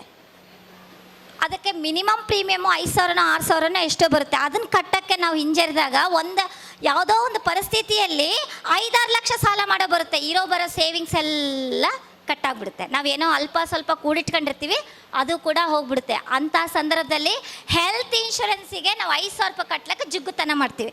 ಇದನ್ನು ನಾವು ಕಸ್ಟಮರ್ಗಳಿಗೆ ಯಾವ ರೀತಿ ಹೇಳ್ಬೇಕಂತಂದರೆ, ಹೆಲ್ತ್ ಇನ್ಶೂರೆನ್ಸ್ ಪ್ರಾಮುಖ್ಯತೆ ಹೇಳಬೇಕು. ಹೆಲ್ತ್ ಇನ್ಶೂರೆನ್ಸ್ ಮಾರಬಾರ್ದು ನಾವು, ಯಾರಿಗೇ ಆಗಲಿ ಹೆಲ್ತ್ ಇನ್ಶೂರೆನ್ಸ್ ಮಾರಬಾರ್ದು, ಟರ್ಮ್ ಇನ್ಶೂರೆನ್ಸು ಮಾರಬಾರ್ದು. ಅದ್ರ ಪ್ರಾಮುಖ್ಯತೆಯನ್ನು ನಾವು ಹೇಳಬೇಕು. ನೆಕ್ಸ್ಟ್, ಉಳಿತಾಯ. ಆಲ್ರೆಡಿ ನಾನು ನಿಮಗೆ ಹೇಳಿದೆ, ಉಳಿತಾಯ ಅನ್ನೋದು ನಮ್ಮ ಒಂದು ಅವಿಭಾಜ್ಯ ಅಂಗದಲ್ಲೇ ಬರಬೇಕು, ನಮ್ಮ ರಕ್ತಗತದಲ್ಲೇ ಬರಬೇಕು. ಎಲ್ಲ ದುಡ್ದೀವಂದರೆ 1% ಹೇಳ್ತೀನಿ ಅಟ್ಲೀಸ್ಟ್ ದೇವ್ರಿಗೆ ಇಡಬೇಕು. ಯಾವುದೇ ಒಂದು ಆದಾಯ 100 ರೂಪಾಯಿ ಬಂದದಂದರೆ 1 ರೂಪಾಯಿ ಒಳ್ಳೆ ಕೆಲಸಗಳಿಗೆ, ಅಥವಾ ಇದು ಒಂದು ಫಾರ್ಮುಲಾ ನಾನು ಯೂಸ್ ಮಾಡಿದ ಮೇಲೆ really my income grew at 4 times. ನನ್ನ ಇನ್ಕಮ್ 4 times ಬೆಳೆದಿದೆ ಬಿಕಾಸ್ ಆಫ್ ದಿಸ್ ಫಾರ್ಮುಲಾ. ನಾನು ಬೇರೆ ಬೇರೆ ಬೇರೆ ಕಲಿಸ ಇದ್ರೂ ವೇಸ್ಟ್. ನನಗೇನು ಅಳವಡಿಸ್ಕೊಂಡು ನನಗೇನೇನು ಅನುಭವ ಆಗಿದೆ ಅದನ್ನು ಮಾತ್ರ ಹೇಳ್ತಾ ಇದ್ದೀನಿ. 1% ನೀವು ಒಳ್ಳೆ ಕೆಲಸಗಳಿಗೆ ಅಥವಾ ಪರಸ್ಪರ ಗುಂಪಿನಲ್ಲಿ ನಾನು ಭಾಳಷ್ಟು ಸಲ ನೋಡಿದ್ದೀನಿ, ಎಷ್ಟೆಲ್ಲ ಜನಗಳಿಗೆ ಹೆಲ್ಪ್ ಮಾಡೋದನ್ನು ನೋಡಿದೆ. ಆ ರೀತಿ ನಾವು 1% ಪ್ರತಿ ತಿಂಗಳು ತೆಗೆದಿಡೋದ್ರಿಂದ ಪ್ರತಿ ಆದಾಯದ ಮೇಲೆ, ನಾನು ಹೇಳ್ತಾ ಇರೋದು ಪ್ರತಿ ತಿಂಗಳಲ್ಲ, ಇವತ್ತು 100 ರೂಪಾಯಿ ದುಡಿದ್ರೆ 1%, 2% ನಿಮ್ಮ ಅನುಕೂಲ. ಅದನ್ನು ದೇವರಿಗಾದರೂ ಒಳ್ಳೆ ಕೆಲಸಗಳೇ ಬಳಸೋದ್ರಿಂದ ಅದ್ರ 100 ಪಟ್ಟು ನಮಗೆ ದೇವ್ರು ಕೊಡ್ತಾಯಿದೆ. ಇದಕ್ಕೆ ಯಾಕೆ ಹೇಗಂದರೆ ಕೊಡೋ ಮನೋಭಾವನೆಯಿಂದ ಮಾತ್ರ ಇಸ್ಕೊಳ್ಳೋ ಮನೋಭಾವನೆ ಬರೋದು. ಅದಕ್ಕೆ ಕೊಡೋದನ್ನು ಕಲಿಬೇಕು ಅಂತಂದರೆ ಇವತ್ತು ಸಂಜೆಗೆ ಏನಿದೆ, ಇವತ್ತು ಬಲಿಪಾಡ್ಯ ಇದೆ, ದೀಪಾವಳಿ ಹಬ್ಬದಲ್ಲಿ ನಿಮಗೆ ಗೊತ್ತಿರೋದು ಕಾಟಿಗಿ, Koppal, Gangavathi full famous for Deepavali. ಇದೆಲ್ಲ ನಿಮಗೆ ಗೊತ್ತಿರೋ ವಿಚಾರ. ಇಂಥದಕ್ಕೆ ನಾವು ಸಹಾಯ ಮಾಡಬಾರ್ದು. ಸಹಾಯ ಮಾಡಬೇಕಾದಾಗ ಯಾತಕ್ಕೆ ಮಾಡ್ತಾ ಇದ್ದೀವಿ, ಯಾರಿಗೆ ಏನು ಹೆಲ್ಪ್ ಆಗುತ್ತೆ ಅಂತ ನೋಡಿಕೊಂಡು ಸಹಾಯ ಮಾಡೋದನ್ನು ನಾವು ಕಲಿಬೇಕು. ಸೊ ಹೂಡಿಕೆ ಬಗ್ಗೆ ಇನ್ನೊಂದು ವಿಚಾರ ಹೇಳಬೇಕು. ಹೂಡಿಕೆ ಆಗಬೇಕಂದ್ರೆ ಮೊದಲು ಸೇವ್ ಆಗಬೇಕು. ಸೇವೇ ಇಲ್ಲಾಂದರೆ where is investment. That is why saving is equal to investment. Investment ಆಗಬೇಕಂದ್ರೆ ಸೇವಿಂಗ್ ಆಗಬೇಕು. ಬಟ್ ನಮಗೆ ಅಕ್ಕಿ ಡಬ್ಬದಲ್ಲಿ, ಸಾಸಿವೆ ಡಬ್ಬದಲ್ಲಿ ಎಷ್ಟು ಜನ ಮುಂಚೆಯಿಂದ ಇಡೋದು ಕಲ್ತಿದ್ವಿ ನಾವು? ಮುಂಚೆಲ್ಲ ಇಡ್ತಾ ಇದ್ವಿ ತಾನೆ. ಅದು 1 ವರ್ಷ ಬಿಟ್ಟ ಮೇಲೆ 100 ರೂಪಾಯಿ ಎಷ್ಟು ಆಗಿರ್ತಿತ್ತು? ಅಷ್ಟೇ ಇರ್ತಿತ್ತು. ಯಾರನ್ನ ಹೇಳ್ತೀರಾ 110 ರೂಪಾಯಿ 150 ರೂಪಾಯಿ ಆಗಿದೆ ಅಂತ? ನಾನು ಹೇಳ್ತೀನಿ 100 ರೂಪಾಯಿ 90 ರೂಪಾಯಿ ಆಗತ್ರಿ. ಹೆಂಗಾಗತ್ರಿ? ಆಗತ್ರಿ. ಯಾಕಂದರೆ ಹಣದುಬ್ಬರ. ಇವತ್ತು ಕೊಂಡ್ಕೊಳ್ಳೋ ಏನಾದರೂ ನೀವು 100 ರೂಪಾಯಿಗೆ ವಸ್ತು 1 ವರ್ಷ ಬಿಟ್ಟ ಮೇಲೆ ತೊಗೊಂಡ್ರೆ ಅದ್ರ ಬೆಲೆ 110 ರೂಪಾಯಿ ಆಗಿರುತ್ತೆ. ಅದೇ ನೀವು ಡಬ್ಬದಲ್ಲಿಟ್ಟರೆ 110 ಆಗಿರಲ್ಲ, ಅದು 90 ರೂಪಾಯಿ. ಅದ್ರ ವ್ಯಾಲ್ಯೂ ಎಷ್ಟಾಗಿರುತ್ತೆ? 90 ರೂಪಾಯಿ. ನೀವು ಇನ್ನೂ ಎಷ್ಟು ಜೋಡಿಸ್ಬೇಕು? 20 ರೂಪಾಯಿ ಜೋಡಿಸ್ಬೇಕು. ದಿಸ್ ಈಸ್ ಹೌ ನಮ್ಮ ಇನ್ಫ್ಲೇಷನ್, ಹಣದುಬ್ಬರ ದಿನ ಅಂದರೆ ಹಣದುಬ್ಬರ ಅಂತಂದರೆ ನಿಮಗೆ ಗೊತ್ತಿರೋ ವಿಚಾರ, ದುಬಾರಿತನ ದಿನ ದಿನಕ್ಕೂ ಜಾಸ್ತಿ ಆಗೋವಾಗ ಬರೇ ನಾವು ಸಾಸಿವೆ ಡಬ್ಬದಲ್ಲಿಟ್ಟೆ, ಆಮೇಲೆ ಬ್ಯಾಂಕಲ್ಲಿಟ್ಟೆ, ಅಲ್ಲಿಟ್ಟೆ, ಇಲ್ಲಿಟ್ಟೆ, ಮನೆಗೆ ಹಾಸಿಗೆ ಕೆಳಗಿಟ್ಟರೆ ಅದು ಬೆಳೀತದೇನ್ರಿ? ಹೂಡಿಕೆ ಮಾಡೋದು ಕಲಿಬೇಕು. ಹೆಂಗೆ ಹೂಡಿಕೆ ಮಾಡಬೇಕು? ಯೂಟ್ಯೂಬ್ ನೋಡ್ಬಿಡೋಣ. ಇವತ್ತು ಯೂಟ್ಯೂಬ್ನಾಗ ಇಷ್ಟುದ್ದ ವಿಡಿಯೋ ಕೊಟ್ಬಿಡ್ತಾರೆ, ಟಕ ಟಕ ಟಕ ಶೇರ್ಸ್ನಾಗ ಹಾಕ್ಬಿಡೋದು. ನಾಳೆ ಬೆಳಗ್ಗೆ ಮೇಡಮ್ ಅವ್ರು ಹೇಳ್ಬಿಟ್ಟಾರ, ಇವತ್ತು ಲಾಸ್ಟ್ ಪೀರಿಯಡ್ ಅಂತ ಹೇಳ್ಬಿಟ್ರು, ಫಸ್ಟ್ ಪೀರಿಯಡ್ ಅಂತ ಹೇಳ್ಬಿಟ್ರು, ಹಾಕ್ಬಿಟ್ಟೆ ನಾಳೆನೇ ಜೀರೋ ಹೋಗ್ಬಿಡ್ತು. Is is called as investment? Investment ಅಂದರೆ it is a scientific keeping money in a proper way is called as a investment. Scientific ಆಗಿ ಎಲ್ಲಿ ಹಾಕಬೇಕು, ಹೇಗೆ ಹಾಕಬೇಕು, ಹೆಂಗೆ ಬೆಳೆಯುತ್ತೆ, ಇದನ್ನೆಲ್ಲ ತಿಳ್ಕೊಂಡು ಹಾಕೋದನ್ನು ನಾವು ಕಲಿಬೇಕು. ಸೊ ಕಲಿಬೇಕು ಅಂತಂದರೆ ನೀವಾದರೂ ಕಲಿಬೋದು, ಅಥವಾ ಯಾರಿಗೆ ಗೊತ್ತಿರ್ತೋ ಅವ್ರ ಹತ್ರ ಹೆಲ್ಪ್ ತೊಗೋಬೋದು. ಹೆಲ್ಪ್ ತೊಗೋಬೇಕಂತಂದರೆ ಯಾರ ಹತ್ರ ತೊಗೋಬೇಕು? ಯಾರೋ ಇನ್ವೆಸ್ಟ್ ಮಾಡಿರ್ತಾರೆ, ಫ್ರೆಂಡ್ಸ್ ಹೇಳಬಿಡೋದು, ಹಾಕಲೇ ಮಾಡಲೇ, ನನ್ನ ದುಡ್ಡು 1 ವರ್ಷ ಡಬಲ್ ಆಗಿಬಿಟ್ಟದ. ನೀನು ಏನಂತ ಕ್ರಿಪ್ಟೋ ಕರೆನ್ಸಿ ಎಷ್ಟು ಜನಕ್ಕೆ ಗೊತ್ತು? ಕ್ರಿಪ್ಟೋ ಕರೆನ್ಸಿ ದೊಡ್ಡ ಜಾಲ ಅದು. ಅದರಲ್ಲಿ ರಾತ್ರಿ ಡಬಲ್ ಆಗಿಬಿಡ್ತದೆ, ರಾತ್ರಿ ಜೀರೋ ಆಗಿಬಿಡ್ತದೆ. ಇಂಥದ್ರಲ್ಲೆಲ್ಲ ಜ್ಞಾನವಿಲ್ಲದ ಹೂಡಿಕೆಯಿಂದ ನಮಗೆ ಸಾಲಗಳಾಗ್ತದೆ. ಎಕ್ಸಾಂಪಲ್, ನಾನೇ ಕ್ರಿಪ್ಟೋ ಕರೆನ್ಸಿಯಲ್ಲಿ ಸೆಕೆಂಡ್ ಸೋರ್ಸ್ ಆಫ್ ಇನ್ಕಮ್ ಮಾಡ್ಕೊಂಡು ನಾನು ಒಬ್ಬಳೇ ಅನ್ಕೊತೀನಿ. ಕರೋನಾ ಟೈಮಲ್ಲಿ ನಾನು ನಮ್ಮ ಮನೆಯವ್ರ ಲೆಕ್ಚರರ್ಸ್ ಇಬ್ಬರು ಲೆಕ್ಚರ್. ಅವ್ರು ಮ್ಯಾಥಮೆಟಿಕ್ಸ್, ನಾನು ಎಕನಾಮಿಕ್ಸ್, ಇಬ್ಬರದು ದುಡ್ಡೇ. ಅವ್ರ ಕ್ಯಾಲ್ಕುಲೇಷನ್ನು ನನ್ನ ದುಡ್ಡನ್ನು ಕ್ಯಾಲ್ಕುಲೇಷನ್ ಮಾಡೋಕೆ ವೃತ್ತಿನೇ ನಮ್ಮದು. ಕರೋನಾದಾಗ ಇಬ್ಬರು ಜಾಬ್ ಹೋಗ್ಬಿಡ್ತು. ಆ ಟೈಮಲ್ಲಿ ಹೂಡಿಕೆ ನಾನು ಮಾಡಿದೆ ಕ್ರಿಪ್ಟೋ ಕರೆನ್ಸಿಯಲ್ಲಿ. 30,000 ಹೂಡಿಕೆ ಮಾಡಿ ಹೋದರೆ 30,000 ರೂಪಾಯಿ ಬಂದರೆ ಅಟ್ಲೀಸ್ಟ್ 1 ಲಕ್ಷನ ದುಡಿಯೋಣ, ಸಂಬಳ ಇಲ್ಲ ಅಂತೇಳಿ ಏನು ಮಾಡಿದೆ, ಕ್ರಿಪ್ಟೋ ಕರೆನ್ಸಿಯಲ್ಲಿ 3 ಲಕ್ಷ ದುಡ್ದು ನಾನು ಒಬ್ಬಳೇ ಅನ್ಕೊಂತೀನಿ ಇದು ಕೆಲಸ ಮಾಡ್ದಕ್ಕೆ. ಬಟ್ ಇದುವರೆಗೆ ಆಯಿತು. ಯಾರಿಗೂ ಹೂಡಿಕೆ ಮಾಡಿರಿ ಅಂತ ನಾನು ಯಾಕೆ ಹೇಳಿಲ್ಲ ಅಂತಂದರೆ, it's very very very very very dangerous and fortunate investing. It is not A scientific investing. ನಾನೇನು ಒಂದು ಲಾಟ್ರಿ ತೊಗೊತಾರಲ್ಲ ಆ ಥರ ಲಾಟ್ರಿ ಪ್ರಕಾರ ಅದನ್ನು ಇನ್ವೆಸ್ಟ್ ಮಾಡಿ 3 ಲಕ್ಷ ರೂಪಾಯಿ ದುಡಿದು ಕರೆಕ್ಟು 2 ವರ್ಷ ಕಂಪ್ಲೀಟ್ ನನ್ನ ಏನೇನು ಪ್ರಾಬ್ಲಮ್ಸ್ ಇದ್ವು, ಹಣದ ಪ್ರಾಬ್ಲಮ್ಸ್ ಎಲ್ಲ ಸಾಲ್ವ್ ಮಾಡ್ಕೊಂಡಿದ್ದಕ್ಕೆ ಕ್ರಿಪ್ಟೋ ಕರೆನ್ಸಿನೇ ಕಾರಣ ಅಂತ ಅನ್ಬೋದು. ಈ ರೀತಿ ಯಾರೋ ಇವತ್ತು ಹೇಳ್ತಾರಂತ ನಾಳೆ ಬೆಳಗಾವಿ ನೀವು ಕ್ರಿಪ್ಟೋ ಕರೆನ್ಸಿಲಿ ಹಾಕಬಾರ್ದು. ಯೂಟ್ಯೂಬಲ್ಲಿ ನೋಡಿ ಅವರೇನೋ ಫಂಡಮೆಂಟಲ್ಸ್ ಹೇಳಿರ್ತಾರೆ, ಅದನ್ನೆಲ್ಲ ನೀವು ಕಲ್ತ್ಕೊಂಡು ಹೂಡಿಕೆ ಮಾಡೋದ್ರಿಂದ it will become second source of income. 2ನೇ ಸೋರ್ಸ್ ಆಫ್ ಇನ್ಕಮ್ ಆಗಬೇಕು ಅಂತಂದರೆ ನಾವು ಕಲ್ತ್ಕೊಂಡು ಹೂಡಿಕೆ ಮಾಡಬೇಕು, ಇಲ್ಲ ಕಲ್ತವ್ರ ಹತ್ರ ಆದರೂ ಸಲಹೆ ತೊಗೋಬೇಕು. ನೆಕ್ಸ್ಟ್, ಯೋಚನೆ ಮಾಡದೇ ಇರೋದು, ಪ್ಲ್ಯಾನಿಂಗ್ ಅಂತ ಹೇಳಿದೆ ಎಲ್ಲದಕ್ಕೂ ನಾಳೆ ನೆಕ್ಸ್ಟ್ ಇಯರ್ ನಾವು ಇದಕ್ಕೆ ಹೋಗಬೇಕು, ಈಜಿಪ್ಟಿಗೆ ಹೋಗ್ಬೇಕು, 2 ಲಕ್ಷ ಬೇಕು. 2 ಲಕ್ಷ ರೂಪಾಯಿ 2 ವರ್ಷದಿಂದ ಕೂಡಿಟ್ಟಿದ್ದೀನಿ. ಇನ್ನೊಂದು ಎಕ್ಸಾಂಪಲ್ ಹೇಳಬೇಕು. ನನ್ನ ಮಗಳು ಒಂದು ಮೊಬೈಲ್ ತೊಗೋಬೇಕು, ಐಫೋನ್ ಅಂತ ಹೇಳಿದ್ಲು. 9th ಸ್ಟ್ಯಾಂಡರ್ಡ್ ಇದ್ದಾಗ ಐಫೋನ್ ತೊಗೋಬೇಕು ಅಂದರೆ ಯಾವಾಗಂದರೆ PUC ಸೆಕೆಂಡ್ ಇಯರ್ ಆದಮೇಲೆ ಎಷ್ಟು ಬೇಕಾಗ್ತದಮ್ಮ ಅಂತ ಕೇಳಿದ್ಲು. 1 ಲಕ್ಷ ಅಂತ ಕೇಳಿದ್ಲು. ನಾನು ಎಷ್ಟಿಗಂತಂದರೆ 1 ಲಕ್ಷ ಅಂದ್ಲು. ಸರಿ, 1 ಲಕ್ಷ ಮತ್ತು ಅವಾಗ ನಿಮಗೆ ಪ್ರಾಬ್ಲಮ್ ಆಗ್ತದಲ್ಲ, ಏನು ಮಾಡ್ಬೇಕಮ್ಮ ಅಂದ್ಲು 9ನೇ ಕ್ಲಾಸಲ್ಲಿ. ನಾನಂದೆ, ತಿಂಗಳ ನೀನು ಎಲ್ಲರ ಹತ್ರ 500 ರೂಪಾಯಿ ಇಸ್ಕೊಮ್ಮ, ಅದನ್ನು ದಿನ ಕೂಡಿಡು, ತಿಂಗಳ ಅದು ಎಷ್ಟು ಆಗ್ತದೆ ಮಿಕ್ಕಿದ್ದು ಕೊಡಿಸ್ತೀನಲ್ಲ. ಅವಳು ತನ್ನ ಕ್ಯಾಲ್ಕುಲೇಷನ್ನ ಮಾಡಿ, ಅಮ್ಮ ಎಲ್ಲ ತಿಂಗಳ ಮನೆಯಾಗೆ ಇಟ್ಟರೆ 60,000 ರೂಪಾಯಿ ಆಗ್ತದಮ್ಮ, 65,000 ರೂಪಾಯಿ ಆಗ್ತದೆ. ಮತ್ತೇನು ಮಾಡ್ತೀವಿ, ಪೋಸ್ಟ್ ಆಫೀಸ್ನಾಗ ಎಷ್ಟು ಬಡ್ಡಿ ಅದಕ್ಕೆ ನೋಡು ಅಂದ್ಲು. ಸರಿ ಅಂತ ನೋಡಿದ್ಲು. ಅಷ್ಟಾದರೂ ನನಗೆ ಐಫೋನ್ ಬರಲ್ಲ ಅಂದ್ಲು. ಮತ್ತು ಏನು ಮಾಡ್ಬೇಕಮ್ಮ, ಯಾವುದಾದ್ರೂ ಅದಕ್ಕಿಂತ ಜಾಸ್ತಿ ಬೆಳೆಯೋದ್ರಲ್ಲಿ ಹಾಕಮ್ಮ ಅಂತ ಹೇಳಿದೆ. ಸೊ ಅವಳಿಗೆ ಮೊನ್ನೆ ತೋರಿಸಿದೆ, ಅವಳ ಮೊಬೈಲಲ್ಲಿ, ನನ್ನ ಮೊಬೈಲಲ್ಲಿ ಎಷ್ಟು 1,500 ರೂಪಾಯಿ ಹಾಕಿದ್ದು, ನಿಯರ್ ಟು 1 lakh ಈಗ. ಇನ್ನು ಅವಳು ಸೆಕೆಂಡ್ ಇಯರ್ ಮುಗ್ದಿಲ್ಲ, ಸೆಕೆಂಡ್ ಇಯರ್ ರನ್ನಿಂಗು. ಅವಳ ಅಮೌಂಟ್ ಆಗಲಿ 80,000 ಆಗ್ಬಿಟ್ಟದ. ಅವಳು ನೋಡ್ತಾಳೆ, ಹೌದಲ್ಲಮ್ಮ 1 ಲಕ್ಷಕ್ಕೆ ಕರೆಕ್ಟಾಗಿ ಇನ್ವೆಸ್ಟ್ ಮಾಡಿದ್ದೀನಿ. ಸೊ ಒಂದು ಐಫೋನಿಗೆ 4 ವರ್ಷ ಪ್ಲ್ಯಾನಿಂಗ್. ನಮಗೂ ಎಲ್ಲವೂ ಬೇಕಾಗಿರ್ತದೆ, ಅದನ್ನು ನಾವು ಸ್ವಲ್ಪ ಪೋಸ್ಟ್ಪೋನ್ ಮಾಡಬೇಕು. ಇವತ್ತು ಕೆಲಸಕ್ಕೆ ಸೇರಿಬಿಡೋದು, ನಾಳೆನೇ ಮನೆ ತೊಗೊಂಬಿಡೋದು, ನಾಳೆಯಿಂದನೇ ಸೈಟ್ಗಳ ಮೇಲೆ ಸೈಟ್ಗಳು ಸಾಲ ಮಾಡಬೇಕು. ನೋ, ರಿಯಲ್ ಪ್ಲ್ಯಾನಿಂಗ್ ಮಾಡಬೇಕಂದ್ರೆ ಇವತ್ತು ಕೆಲಸಕ್ಕೆ ಸೇರಿದರೆ ನಮ್ಮ ಹತ್ರ ಮನೆ ತೊಗೊಳಕ್ಕೆ ಮಿನಿಮಮ್ 60 to 70% ರೊಕ್ಕ ಇದ್ದು 30% ನಾವು ಸಾಲ ಮಾಡಬೇಕು. ಮೇಡಮ್, ರೂಲೇ ಬೇರೆ ಇದೆಲ್ಲ. ಲೋನ್ ಮಾಡಿದರೆ ಒಳ್ಳೆ ಕರೆಕ್ಟು. ಯಾವಾಗಲೂ ಸಾಲದ ಹೊರೆ ಆಗಬಾರ್ದು ಅಂದರೆ ನಮ್ಮ ಖರ್ಚುಗಳನ್ನು ಪೋಸ್ಟ್ಪೋನ್ ಮಾಡೋದು ಕಲಿಬೇಕು. ಒಂದು ಮನೆ ಆಗಿರ್ಬೋದು, ಕಾರ್ ಆಗಿರ್ಬೋದು. ಕಾರಿಗೆ 10 ಲಕ್ಷ ಬೇಕು ಅಂದ್ಕೊಳ್ರಿ. ಆ 10 ಲಕ್ಷನ ಇವತ್ತು ಜಾಬ್ ಸೇರ್ತೀವಿ, ನಾಳೆನೇ ಕಾರ್ ಬೇಕು ನಮಗೆ, ನೆಕ್ಸ್ಟ್ ಇಯರ್ ಕಾರ್ ಅಲ್ಲ.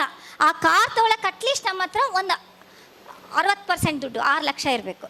ಈ ರೀತಿ ಪೋಸ್ಟ್ಪೋನ್ ಮಾಡೋದ್ರಿಂದ ನಾವು ಸಾಲದ ಹೊರೆಯಿಂದ ಹೊರ ಬರ್ಬೋದು.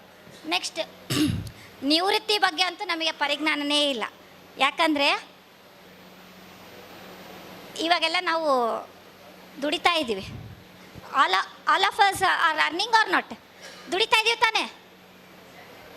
ಎಷ್ಟು ಜನ ನಾಳೆಯಿಂದನೇ ನಾನು ದುಡಿಯಲ್ಲ, ನನಗೆ ತಿಂಗಳ ಬರಬೇಕು, ಬರುತ್ತಾ ಇದೆ ಅನ್ನೋರು ಎಷ್ಟು ಜನ ಇದ್ದೀರಿ? ನಾಳೆಯಿಂದ ನಾನು ದುಡಿಯಲ್ಲ, ಅದನ್ನು ಹೇಳ್ತೀವಿ ಫೈನಾನ್ಷಿಯಲ್ ಫ್ರೀಡಮ್ ಅಂತ ಕರಿತೀವಿ. Retirement is different from financial freedom. Retirement ಅಂದರೆ ಏನು ಗೊತ್ತಾ, ಕೆಲಸನೇ ಮಾಡದೇ ಇರೋದು ರಿಟೈರ್ಮೆಂಟ್. ಫೈನಾನ್ಷಿಯಲ್ ಫ್ರೀಡಮ್ ಅಂದ್ರೇನು, ನಾನು ಕೆಲಸ ಮಾಡಿಲ್ಲ ಅಂದ್ರೂ ಅಮೌಂಟ್ ಬರ್ತಾರೆ, ಬೇಕಿದ್ರೆ ಮಾಡ್ತೀನಿ, ಕಷ್ಟ ಆದರೆ ಬಿಡ್ತೀನಿ ಅನ್ನೋದು ಫೈನಾನ್ಷಿಯಲ್. ಎಷ್ಟು ಜನಕ್ಕಿದೆ ನಾಳೆಯಿಂದ ಕೆಲಸ ಮಾಡಲ್ಲ ಅಂದರೆ ದುಡ್ಡು ಬರುತ್ತೆ ಅನ್ನೋರು ಎಷ್ಟು ಜನ ಇದ್ದೀರಿ? Please raise your hand. Okay sir, ನಾಳೆಯಿಂದ ಜಾಬ್ ಬಿಟ್ಟರು ಕೂಡ ಮನೆ ನಡೆಸ್ತೀರಿ. Give him big round of applause please. ಇದಕ್ಕೆ ಹೇಳ್ತಾರೆ ಫೈನಾನ್ಷಿಯಲ್ ಫ್ರೀಡಮ್ ಅಂತ. ಅಂದರೆ ರಿಟೈರ್ಮೆಂಟ್ ಆದರೆ ನಮಗೆ ಖರ್ಚುಗಳು ನಿಂತು ಹೋಗ್ತಾವ ಸರ್, ಖರ್ಚು ನಿಂದ್ರಲ್ಲ, ಆದರೆ ಇನ್ಕಮ್ ನಿಲ್ಲುತ್ತೆ. ಅದಕ್ಕಾಗಿ ನಾವೇನು ಮಾಡಬೇಕು, ಲಾಂಗ್ ಪೀರಿಯಡಲ್ಲಿ ಹೂಡಿಕೆ ಮಾಡೋದು ಕಲಿಬೇಕು. ನಾವೇನು ಮಾಡ್ತೀವಿ, ಇಲ್ಲಿಂದ ಬಾಂಬೆಗೆ ಹೋಗಬೇಕು ಅಂದರೆ ಎಷ್ಟು ಮಾರ್ಗಗಳಿದ್ದಾವೆ? ಆಲೇ ಇದನ್ನು ಎಕ್ಸಾಂಪಲ್ ಕೊಟ್ಬಿಟ್ಟಾರೆ ಸರ್. ಎಷ್ಟು ಮಾರ್ಗಗಳಿದ್ದಾವೆ? ಬಸ್ನಾಗ ಹೋಗ್ಬೋದು, ಟ್ರೈನಾಗ ಹೋಗ್ಬೋದು, ಫ್ಲೈಟ್ನಾಗ ಹೋಗ್ಬೋದು, ನಡ್ಕೊಂಡು ಹೋಗ್ಬೋದು, ಗಾಡಿಯಾಗ ಹೋಗ್ಬೋದು. ಯಾವುದನ್ನು ಪ್ರಿಫರ್ ಮಾಡ್ತೀರಿ? ಇಲ್ಲಿಂದ ಹೊಸಪೇಟೆಯಿಂದ ನಾವು ಬಾಂಬೆಗೆ ಹೋಗ್ಬೇಕಂದ್ರೆ ಯಾವ್ದು ಪ್ರಿಫರ್ ಮಾಡ್ತೀರಿ?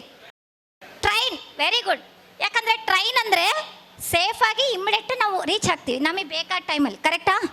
ಸಪೋಸ್ ನಾನು ಸೇಫಾಗಿ ಹೋಗ್ಬೇಕು ಅಂತೇಳಿ ಒಂದು ಸಣ್ಣ ನಡ್ಕೊಂಡು ಹೋದರೆ, ಇಲ್ಲ ಸೈಕಲ್ ಮೇಲೆ ಹೋದರೆ ಸೇಫಾಗಿ ಮುಟ್ತಿರ್ತಾನೆ. Will you reach in time? ಯಾವುದೋ 3 ದಿನ ಮದುವೆ ಅದಂದರೆ ರೀಚ್ ಆಗ್ತೀರಾ? ಅದೇ ಥರ ರಾಂಗ್ ಇನ್ವೆಸ್ಟ್ಮೆಂಟ್. ಲಾಂಗ್ ಪೀರಿಯಡಿಗೆ LICಗೆ ಹಾಕ್ಬಿಡ್ತೀವಿ, ಹಾಕ್ಬಿಡ್ತೀವಿ. ಇಲ್ಲಿಂದ ಇಲ್ಲೇ ಬಸ್ ಸ್ಟ್ಯಾಂಡಿಗೆ, ರೈಲ್ವೆ ಸ್ಟೇಷನ್ನಿಗೆ ಏನು ಮಾಡ್ತೀವಿ, ಶೇರ್ನಾಗ ಹಾಕ್ತೀವಿ. ಬಸ್ ಸ್ಟ್ಯಾಂಡಿಗೆ ಟ್ರೈನಿಗೆ ಹೋಗ್ಬೇಕಂದ್ರೆ ಆಟೋದಾಗ ಹೋಗ್ಬೇಕು, ಇಲ್ಲಿಂದ ಬಾಂಬೆಗೆ ಹೋಗ್ಬೇಕಂದ್ರೆ ಟ್ರೈನ್ ಆರ್ ಬಸ್ಸಿಗೆ ಹೋಗ್ಬೇಕು. ಆದರೆ ನಾವೇನು ಮಾಡ್ತೀವಿ, ಉಲ್ಟಾ ಇಲ್ಲಿಂದ ಇಲ್ಲೇ ಶೇರ್ಸ್ನಾಗ ಇವತ್ತು ಹಾಕ್ಬಿಡೋದು, ನಾಳೆ ತಗೊಂಬಿಡೋದು. ಟ್ರೇಡಿಂಗ್ ಅಂತ ಕರಿತೀವಿ. ಈ ಟ್ರೇಡಿಂಗಲ್ಲಿ ಮಾಡಿದ್ರೆ ದುಡ್ಡು ಮಾಡ್ಬೋದು, ಅದು ನಾನು ಮಾಡಿದ್ದೀನಿ. ಹೆಡ್ಜಿಂಗ್ ಮುಖಾಂತರ ಮಾಡ್ಬೋದು. ಬಟ್ ಹೆಡ್ಜಿಂಗ್ ಮಾಡಬೇಕು ಅಂದರೆ ಕಲಿಬೇಕು. ಯಾವುದಾದ್ರು ಒಳ್ಳೆ ಟೀಚರ್ ಹತ್ರ ನೀವು ಕಲ್ತ್ಕೊಂಡ್ರೆ it will become second source of income. Hedging ಅಂತಂದ್ರೇನು? It is just like a insurance. ನಾವು ದುಡ್ಡು ಹಾಕ್ಬೋದು, ದಿನ 1,000 ರೂಪಾಯಿ ದುಡಿಬೋದು ಏನು ಮಾಡ್ಲಾರ್ದಂಗೆ. ಅದನ್ನು ಮಾಡಬೇಕಂದ್ರೆ ನಾಳೆ ಯೂಟ್ಯೂಬ್ ನೋಡಿ ಮಾಡಬಾರ್ದು, ಟೀಚರ್ನ ಕಂಡು ಹಿಡ್ಕೊಂಡು. ಹಿಂಗೆ ಯಾವಾಗ ಡಿಜಿಟಲ್ ಮಾರ್ಕೆಟಿಂಗ್ ಸರ್ ಹೆಂಗೆ ಟೀಚರ್ ಮಾಡ್ತಾರೆ, ಅದೇ ಥರ ಹೆಡ್ಜಿಂಗ್ ಮಾಡೋದಕ್ಕೂ ಕೂಡ ಟೀಚರ್ಸ್ ಇದ್ದಾರೆ. ಅಂಥವ್ರ ಹತ್ರ ನೀವು ಕಲ್ತ್ಕೊಂಡ್ರೆ ಡೆಫಿನೆಟ್ ಆಗಿ second source of income will reduce your loans. Next, ಹೊಸ ಸೊ ಇವು ನಮ್ಮ ಕೌಶಲ್ಯಗಳನ್ನು, ಸ್ಕಿಲ್ ಸೆಟ್ಟು, ಮೈಂಡ್ ಸೆಟ್ಟನ್ನು ಯಾವಾಗಲೂ ಸರಿಗಿಟ್ಕೋಬೇಕು. ಮೈಂಡ್ ಸೆಟ್ ಅಂತಂದರೆ ನಾವು ಒಂದು ಡೆಮೋ ಮಾಡ್ಬೋದಾ ನಿಮಗೆ? ವಿತ್ ಯುವರ್ ಪರ್ಮಿಷನ್ ಡೆಮೋ ಮಾಡ್ಬೋದಾ? ಎಷ್ಟು ಜನ ರೆಡಿ ಇದ್ದೀರಿ? ಒಂದು ಡೆಮೋ. ನಾನೇ ಇಲ್ಲಿ ಭಾಳ ಸೀರಿಯಸ್ ಆಗಿದ್ದವ್ರು ಮಾತ್ರ ಡೆಮೋ ಮಾಡೋಕ್ಕೆ ಸಾಧ್ಯ. ಕಂಪಲ್ಸರಿ ಇನ್ವಾಲ್ವ್ಮೆಂಟ್ ಮಾಡೋರು ಮಾತ್ರ. ಇಲ್ಲ ಸುಮ್ಮನೆ ಕಣ್ಣು ತೆಗಿಯೋರಿಗೆ ಇದು ವರ್ಕ್ ಆಗಲ್ಲ. ಎಷ್ಟು ಜನ ಕರೆಕ್ಟಾಗಿ ಫಾಲೋ ಮಾಡ್ತೀರಿ? Will you follow? Please stand up please. ಎಲ್ಲರೂ ದಯಮಾಡಿ ನಿಂತ್ಕೋಬೇಕು. ನಾನು ಏನು ಹೇಳ್ತೀನಿ ಅಷ್ಟನ್ನು ಮಾತ್ರ ಮಾಡಬೇಕು. ದಯಮಾಡಿ ಮಾಡಿ. ನೀರು ಕುಡೀರಿ, ವಿಶ್ರಾಂತಿ ಪಡೀರಿ. ಆದವ್ರು ಮಾತ್ರ ಎದ್ದೇಳ್ರಿ. ಆಯ್ತಾ ಮೇಡಮ್? ಪ್ಲೀಸ್ ಬನ್ನಿರಿ.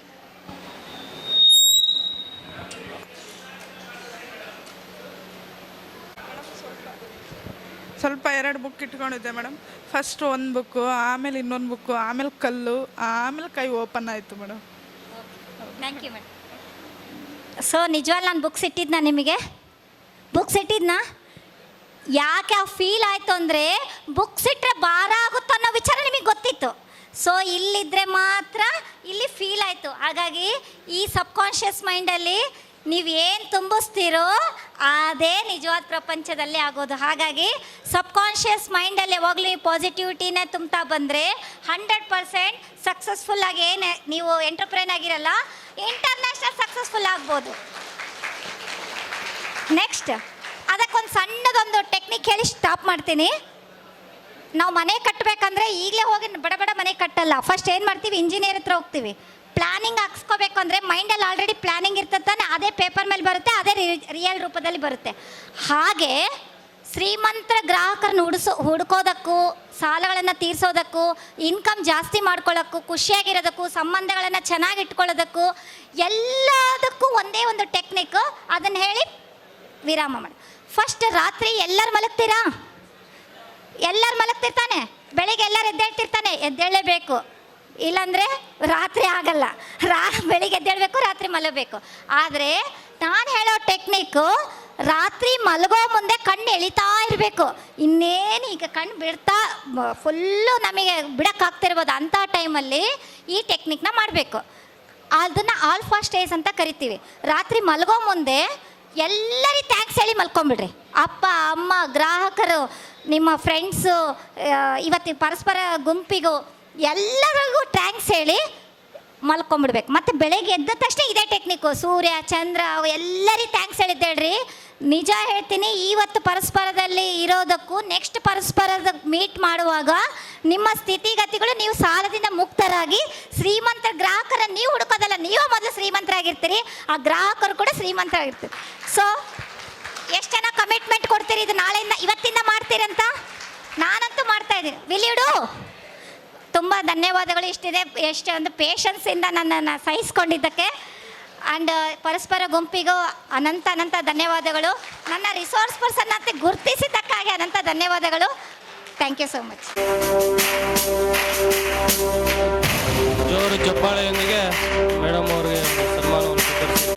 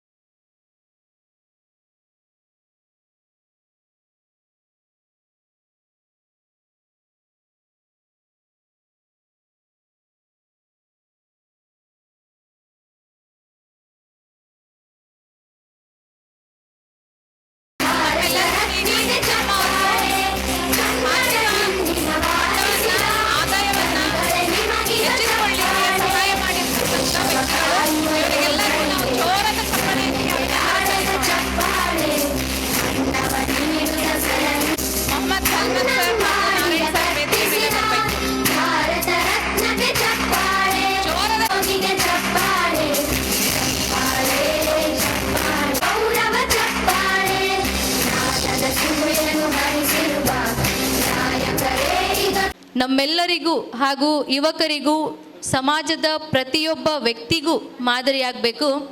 ಇಂತಹ ವ್ಯಕ್ತಿಗಳನ್ನು ಗೌರವಿಸುವ ಮೂಲಕ ನಾವು ಅವರ ಸೇವೆಗೆ ಗೌರವನರ್ಪಿಸ್ತಿದ್ದೇವೆ. ಮಾತ್ರವಲ್ಲ, ಅವರ ಶ್ರಮಕ್ಕೆ ಸಾರ್ಥಕತೆಯನ್ನು ಕೂಡ ಪೂರೈಸ್ತಿದ್ದೇವೆ. ಇಂತಹ ತ್ಯಾಗಮಯಿಯಾದ ಸೇವಾ ಹೃದಯ ಹೊಂದಿದ ಇವರು ನಮ್ಮ ಸಮಾಜದ ನಿಜವಾದ ನಾಯಕಿ.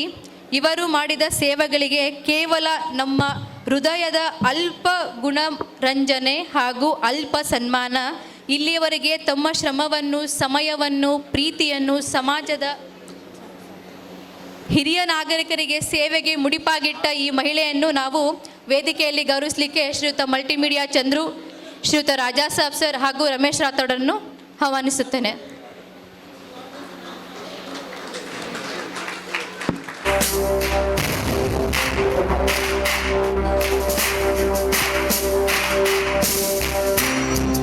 ಜೋರಾದ ಚಪ್ಪಾಳೆ ಮೂಲಕ ಹಿರಿಯ ನಾಗರಿಕರಿಗೆ ಸೇವೆ ನೀಡಿದ್ದಾರೆ. ನಾವು ಉಚಿತವಾಗಿ ಚಪ್ಪಾಳೆ ಮಾಡೋಣ. ಸಾಧಕರ ಪಟ್ಟಿನ ಘೋಷಣೆ ಮಾಡ್ತೇನೆ. ಮೊಟ್ಟ ಮೊದಲಿಗೆ ಅರ್ಜುನ್ NS ಚಿಕ್ಕಮಗಳೂರಿಂದ, ಅರ್ಜುನ್ NS ಚಿಕ್ಕಮಗಳೂರಿಂದ ಪ್ರತಿಯೊಂದು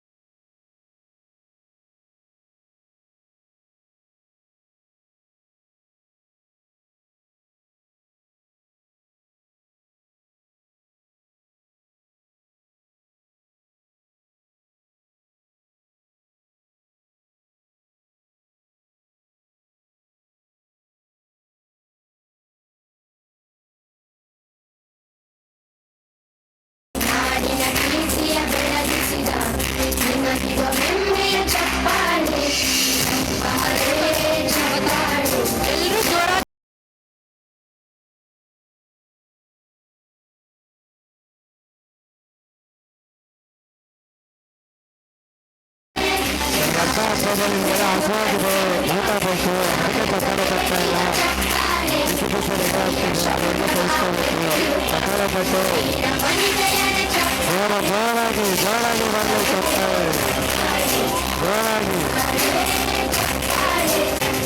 ಪರಿಶ್ರಮ ಸಾಧಕರು, ಪರಸ್ಪರ ಪರಿವಾರ, ವಿಶೇಷ ಹೆಸರುಗಳು, ಯಾರಿಗೆ ಯಶಸ್ಸುಗಳು ಇಷ್ಟ ಆಗಿದೆ ಅವರೆಲ್ಲ ಕೂಡ ವೇದಿಕೆ ಮುಂದೆ ಗಮನಿಸಬೇಕು.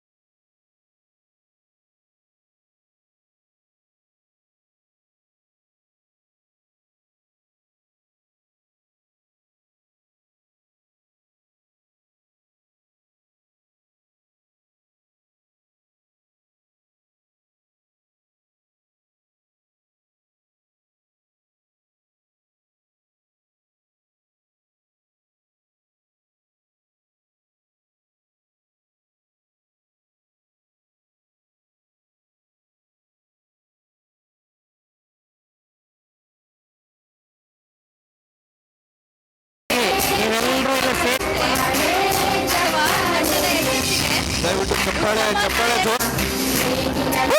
ನಮ್ಮ ನಾಯಕನನ್ನು ಕೇವಲ ಅಲಂಕಾರಿಕ ಶೈಕ್ಷಣಿಕೆಯನ್ನು ಹೊಂದಿರುವುದು ಅಥವಾ ಪಾಟೀಲ್ ಬರಬೇಕು ಮೇಲೆ ಮಾತ್ರವಲ್ಲ,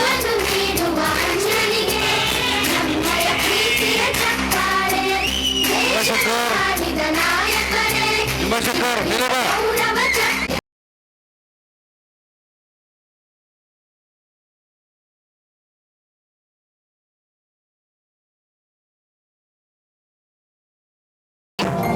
ಉತ್ತಮ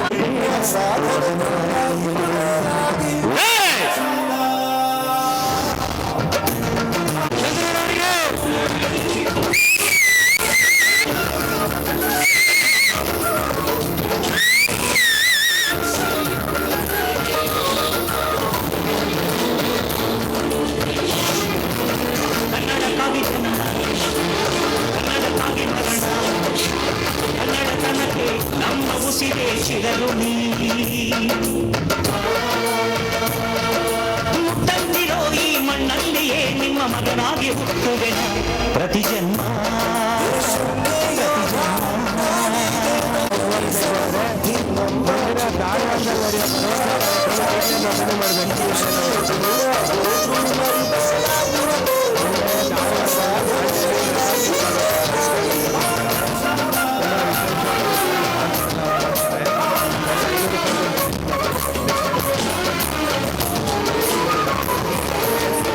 ಕುಶಾಲನಗರ ಕೊಡಗು ಅವರು ವಹಿಸಿಕೊಂಡಿರ್ತಾರೆ. ಹಾಗೆ ವರ್ಷದ ಕನ್ನಡಿಗ ಪ್ರಶಸ್ತಿಯ ಪ್ರಾಯೋಜಕವನ್ನು ಶ್ರೀಯುತ ಅರ್ಜುನ್ ಚಿಕ್ಕಮಗಳೂರು ಇವರು ವಹಿಸ್ಕೊಂಡಿರ್ತಾರೆ. ಇವರೆಲ್ಲರಿಗೂ ಪರಸ್ಪರ ಮಾಡಬೇಕು ಅದ್ರ ಬಗ್ಗೆ ವಿವರಣೆ ನೀಡಲಿಕ್ಕೆ ಬರ್ತಿದ್ದಾರೆ.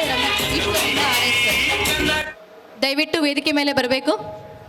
100% ಏನು ಇವತ್ತು ಸಂಪನ್ಮೂಲ ವ್ಯಕ್ತಿಗಳ ಒಂದು ಕಾರ್ಯಾಗಾರ ಇತ್ತು. ಅದರಲ್ಲಿ ಇದು 99% ನಂದೇ ಇತ್ತು. ಆ 99% ಹೇಳಿದ್ದಾರೆ, ಇನ್ನು 1% ಮಾತ್ರ ಉಳಿದಿದೆ. ಅದರಲ್ಲೂ 0.5% ರಮೇಶ್ ರಾಠೋಡ್ ಸರ್ ಹೇಳೋದಿದೆ, ಯಾಕಂದ್ರೆ ಅವ್ರಿಗೂ ನಾವು ಸಮಯ ಕೊಡಬೇಕಿದೆ. ಸೊ ಹಂಗಾಗಿ ನಾನು ಬಾಕಿ 0.5% ಮಾತ್ರ ಹೇಳ್ತಾ ಇದ್ದೀನಿ. ಅದರಲ್ಲಿ ಸಂಪನ್ಮೂಲ ಅಂದರೆ ಈ ವಿಷಯ ಏನು ಕೊಟ್ಟಿದ್ದಾರಲ್ಲ ನನಗೆ, ಆ ವಿಷಯಕ್ಕೆ ಸಂಬಂಧಪಟ್ಟಿದ್ದು 0.25% ಹೇಳ್ತೀನಿ. ವಿಷಯಕ್ಕೆ ಸಂಬಂಧ ಇಲ್ಲದೆ ಇರೋದು 0.25%, ಅಂದರೆ ನಮ್ಮ ಪರಸ್ಪರಕ್ಕೆ ಸಂಬಂಧಪಟ್ಟದ್ದು. ದಯವಿಟ್ಟು ಎಲ್ಲರೂ ಶಾಂತರಿಂದ ಕೇಳಬೇಕು. ಸೊ ನನಗೆ ಕೊಟ್ಟಿರೋದು ಏನಂದರೆ, ಎಷ್ಟೇ ಕೆಲಸ ಮಾಡೋರು ದುಡ್ಡು ಬರೋಲ್ಲ, ಹೆಂಗೆ ಮಾಡಬೇಕು ಅಂತ. ಸೊ ಆಲ್ರೆಡಿ ಶಶಿಕಲಾ ಮೇಡಮ್ ಬೆಳಿಗ್ಗೆನೂ ಹೇಳಿದ್ದಾರೆ, ಮಧ್ಯಾಹ್ನ ವೀರ್ಯ ಸರ್ ಹೇಳಿದ್ದಾರೆ, ಆಮೇಲೆ ಶ್ರೀದೇವಿ ಮ್ಯಾಮ್ ಹೇಳಿದ್ದಾರೆ, ಇನ್ನೊಂಚೂರು ಹೋಗಿರೋದೆಲ್ಲ ರಮೇಶ್ ರಾಠೋಡ್ ಸರ್ ನಾನು ಹೇಳ್ತೀನಿ ಹೇಳ್ಬೇಡ ಅಂತ ಹೇಳಿದ್ದಾರೆ. ಇನ್ನೇನು ಹೇಳ್ಬೇಕು ನಾನು ಹೇಳಿ, ಉಳಿದಿರೋದು ನಾನು ಹೇಳ್ತೀನಿ ನೀವು ಹೇಳ್ಬೇಡಿ ಅಂತ ಹೇಳಿದ್ದಾರೆ. ಅದು ಏನು ಹೇಳ್ತೀನಿ ಅಂತ ಹೇಳಿಲ್ಲ, ಮತ್ತು ನಾನು ಹೇಳೋದೇನು ಉಳಿತು ಇಲ್ಲಿ. ಸಿದ್ದೇಶ್ವರ ಅಪ್ಪರ ಥರ ಏನಾದರೂ ಒಂದು 2 ಮಾತು ಹೇಳಿಸಿ ಹೇಳ್ಕೊಂಡು ಹೋಗ್ಬಿಡೋದು ಅದು. ಸೊ ಅದಕ್ಕಾಗಿ ವೇದಿಕೆ ಕೊಟ್ಟಿದ್ದಾರೆ, ಸ್ವಲ್ಪನಾದರೂ ಅದನ್ನು ಸ್ವಲ್ಪ ಘನತೆನ ಹೆಚ್ಚಿಸೋದಕ್ಕೆ 1-2 ಮಾತನ್ನ ಪ್ರಯತ್ನ ಪಡ್ತೀನಿ. 2 ಬೀಳ್ತೀನೋ ಏನು ಮಾಡ್ತೀನೋ ಗೊತ್ತಿಲ್ಲ. ಹೋದ ವರ್ಷ ಪರಸ್ಪರಕ್ಕೆ ನಾನು 13 ತಿಂಗಳುಗಳ ಸದಸ್ಯ ಪರಸ್ಪರದಲ್ಲಿ.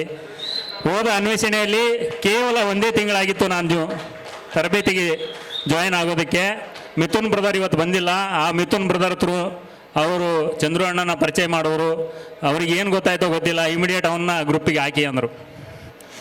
ಇವತ್ತು ಕೊನೆಯಲ್ಲಿ ಪ್ರೋಗ್ರಾಮ್ ಮುಗಿಯೋದಕ್ಕೆ ಬಂದಿದೆ, ಯಾರಾದರೂ ಪ್ರಶಸ್ತಿ ಉಳ್ಕೊಂಡಿದ್ದೀರಾ ಅಂದರು. ಹಿಂಗೆ ಕೈ ಮಾಡಿದ್ರು, ಆ ಕೈ ಜೊತೆ ನಾನು ಬಂದುಬಿಟ್ಟೆ. ಹಂಗೆ ಲಾಸ್ಟ್ ಇಯರು ಪರಿಶ್ರಮ ಸಾಧಕ ಒಂದು ಟ್ರಾಫಿ ತೊಗೊಂಡು ಹೋದೆ. ಈ ಸಲ ಎಲ್ಲ ಜವಾಬ್ದಾರಿಯನ್ನು ನನ್ನ ತಲೆ ಮೇಲೆ ಇಟ್ಬಿಟ್ಟಿದ್ದಾನೆ. ಅವನು ತನ್ನನ್ನು ಕಲ್ಲು ಬಂಡೆ ಕಟ್ಟೋದು ಒಬ್ಬ ಶಿಲ್ಪಿಯಾಗಿದ್ದಾನೆ. ಆ ಉಳಿದಿರೋ ಬಂಡೆ ಒಂದಿತ್ತು, ಅದನ್ನು ನನ್ನ ತಲೆ ಮೇಲೆ ಇಟ್ಟಿದ್ದಾರೆ. ಬದುಕು ಭವಿಷ್ಯದ್ದು ಈ ವರ್ಷದ್ದು. ಸೊ ಇರಲಿ, ನಗೆಚಾಟಿಗೆ ಸಾಕಾಯಿತು. ನನಗೆ ಕೊಟ್ಟಿರೋ ಟಾಪಿಕ್ ಪ್ರಕಾರ ನನಗೆ ತಿಳಿದ ಒಂದು 3 ಬಿಂದುಗಳನ್ನು ನಾನು ಹೇಳ್ತೀನಿ. ಶೀಘ್ರದಲ್ಲಿ ಯಶಸ್ಸನ್ನು ಸಾಧಿಸಬೇಕಾದರೆ ಏನು ಮಾಡಬೇಕು? ಮಧುರವಾದ ಮಾತನ್ನು ಬಳಸಿ. ನೋಡಿ ಎಷ್ಟು ಚೆನ್ನಾಗಿದೆ ಟಾಪಿಕ್ಕು. 3 ಬಿಂದುಗಳಲ್ಲಿ ಮೊದಲನೇ ಬಿಂದು ಅಂದರೆ ಮೊದಲನೇ ಪಾಯಿಂಟ್, ಮಧುರವಾದ ಮಾತನ್ನು ಬಳಸಿ. ಭಾಳ ರೂಢಾಗಿ ಮಾತಾಡಿದ್ರೆ ಕಸ್ಟಮರ್ ಯಾರೂ ಬರಲ್ಲ.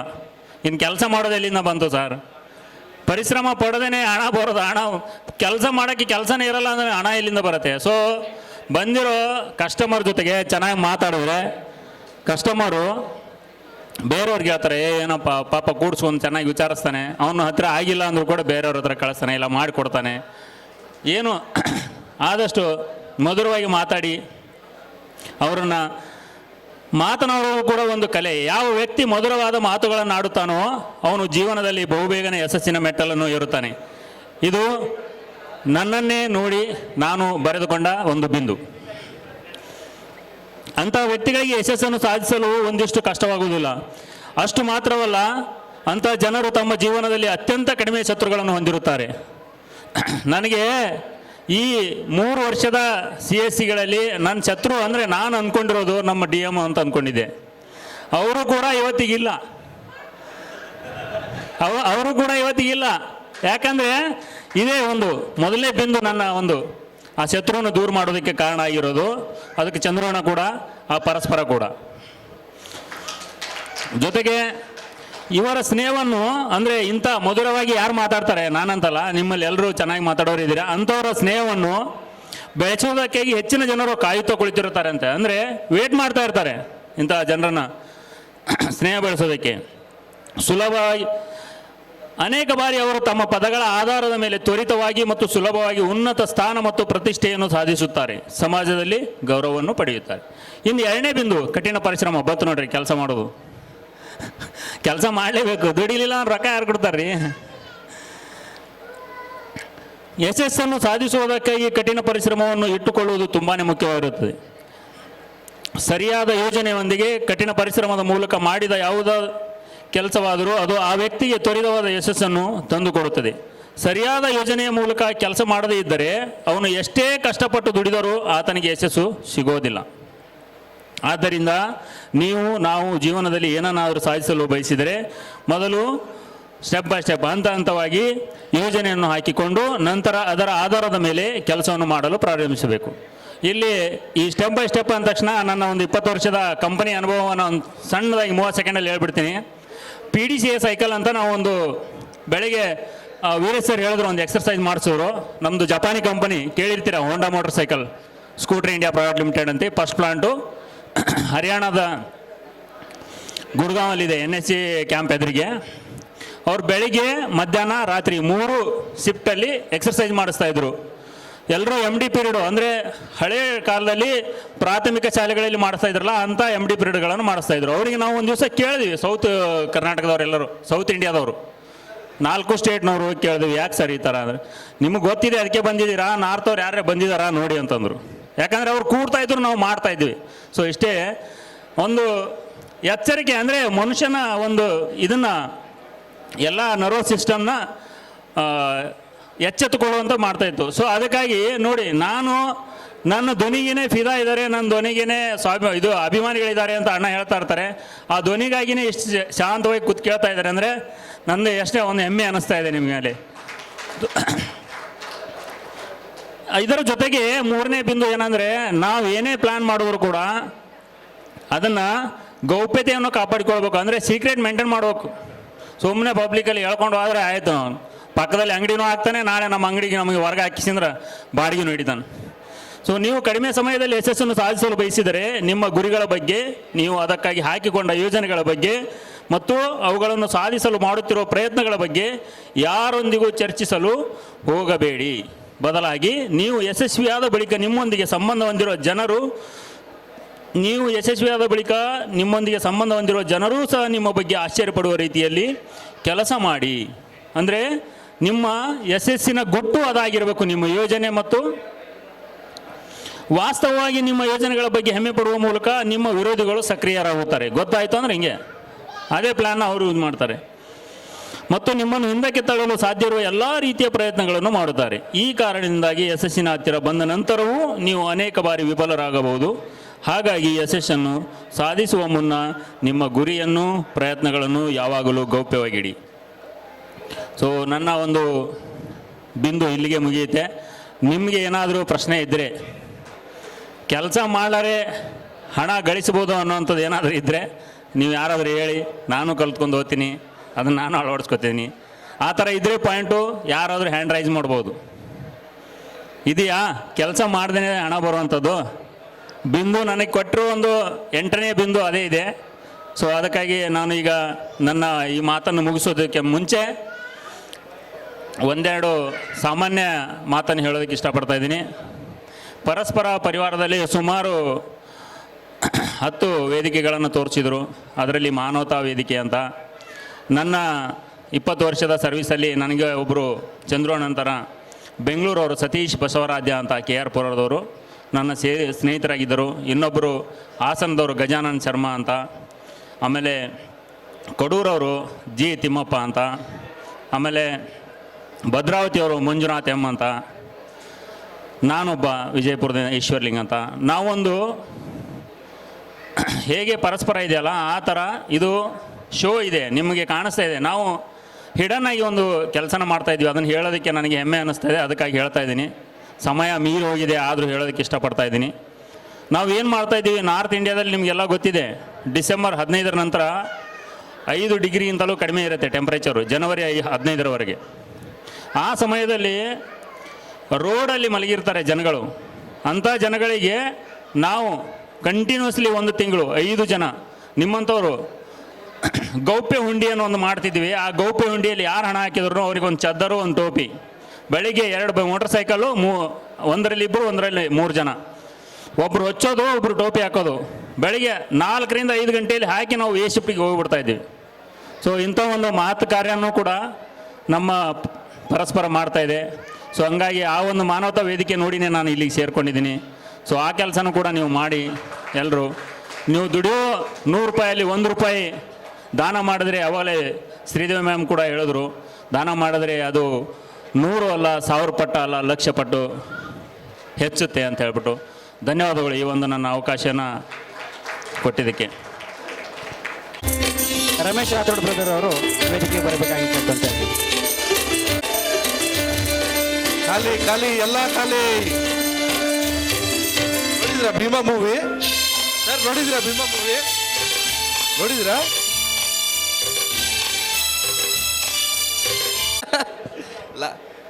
ಸೊ ನಮಸ್ಕಾರ. ಕುರ್ಚಿ ಖಾಲಿನಾ? ಎಷ್ಟು ಜನ ಇದ್ದಾರೆ ಅಷ್ಟೇ ಸಾಕು ಸರ್. ಕಲಿಯೋಕೆ ಬಂದಿದ್ದೀವಿ ಅಷ್ಟು ದೂರದಿಂದ ಅಂದರೆ ಕಲಿಬೇಕಲ್ಲ.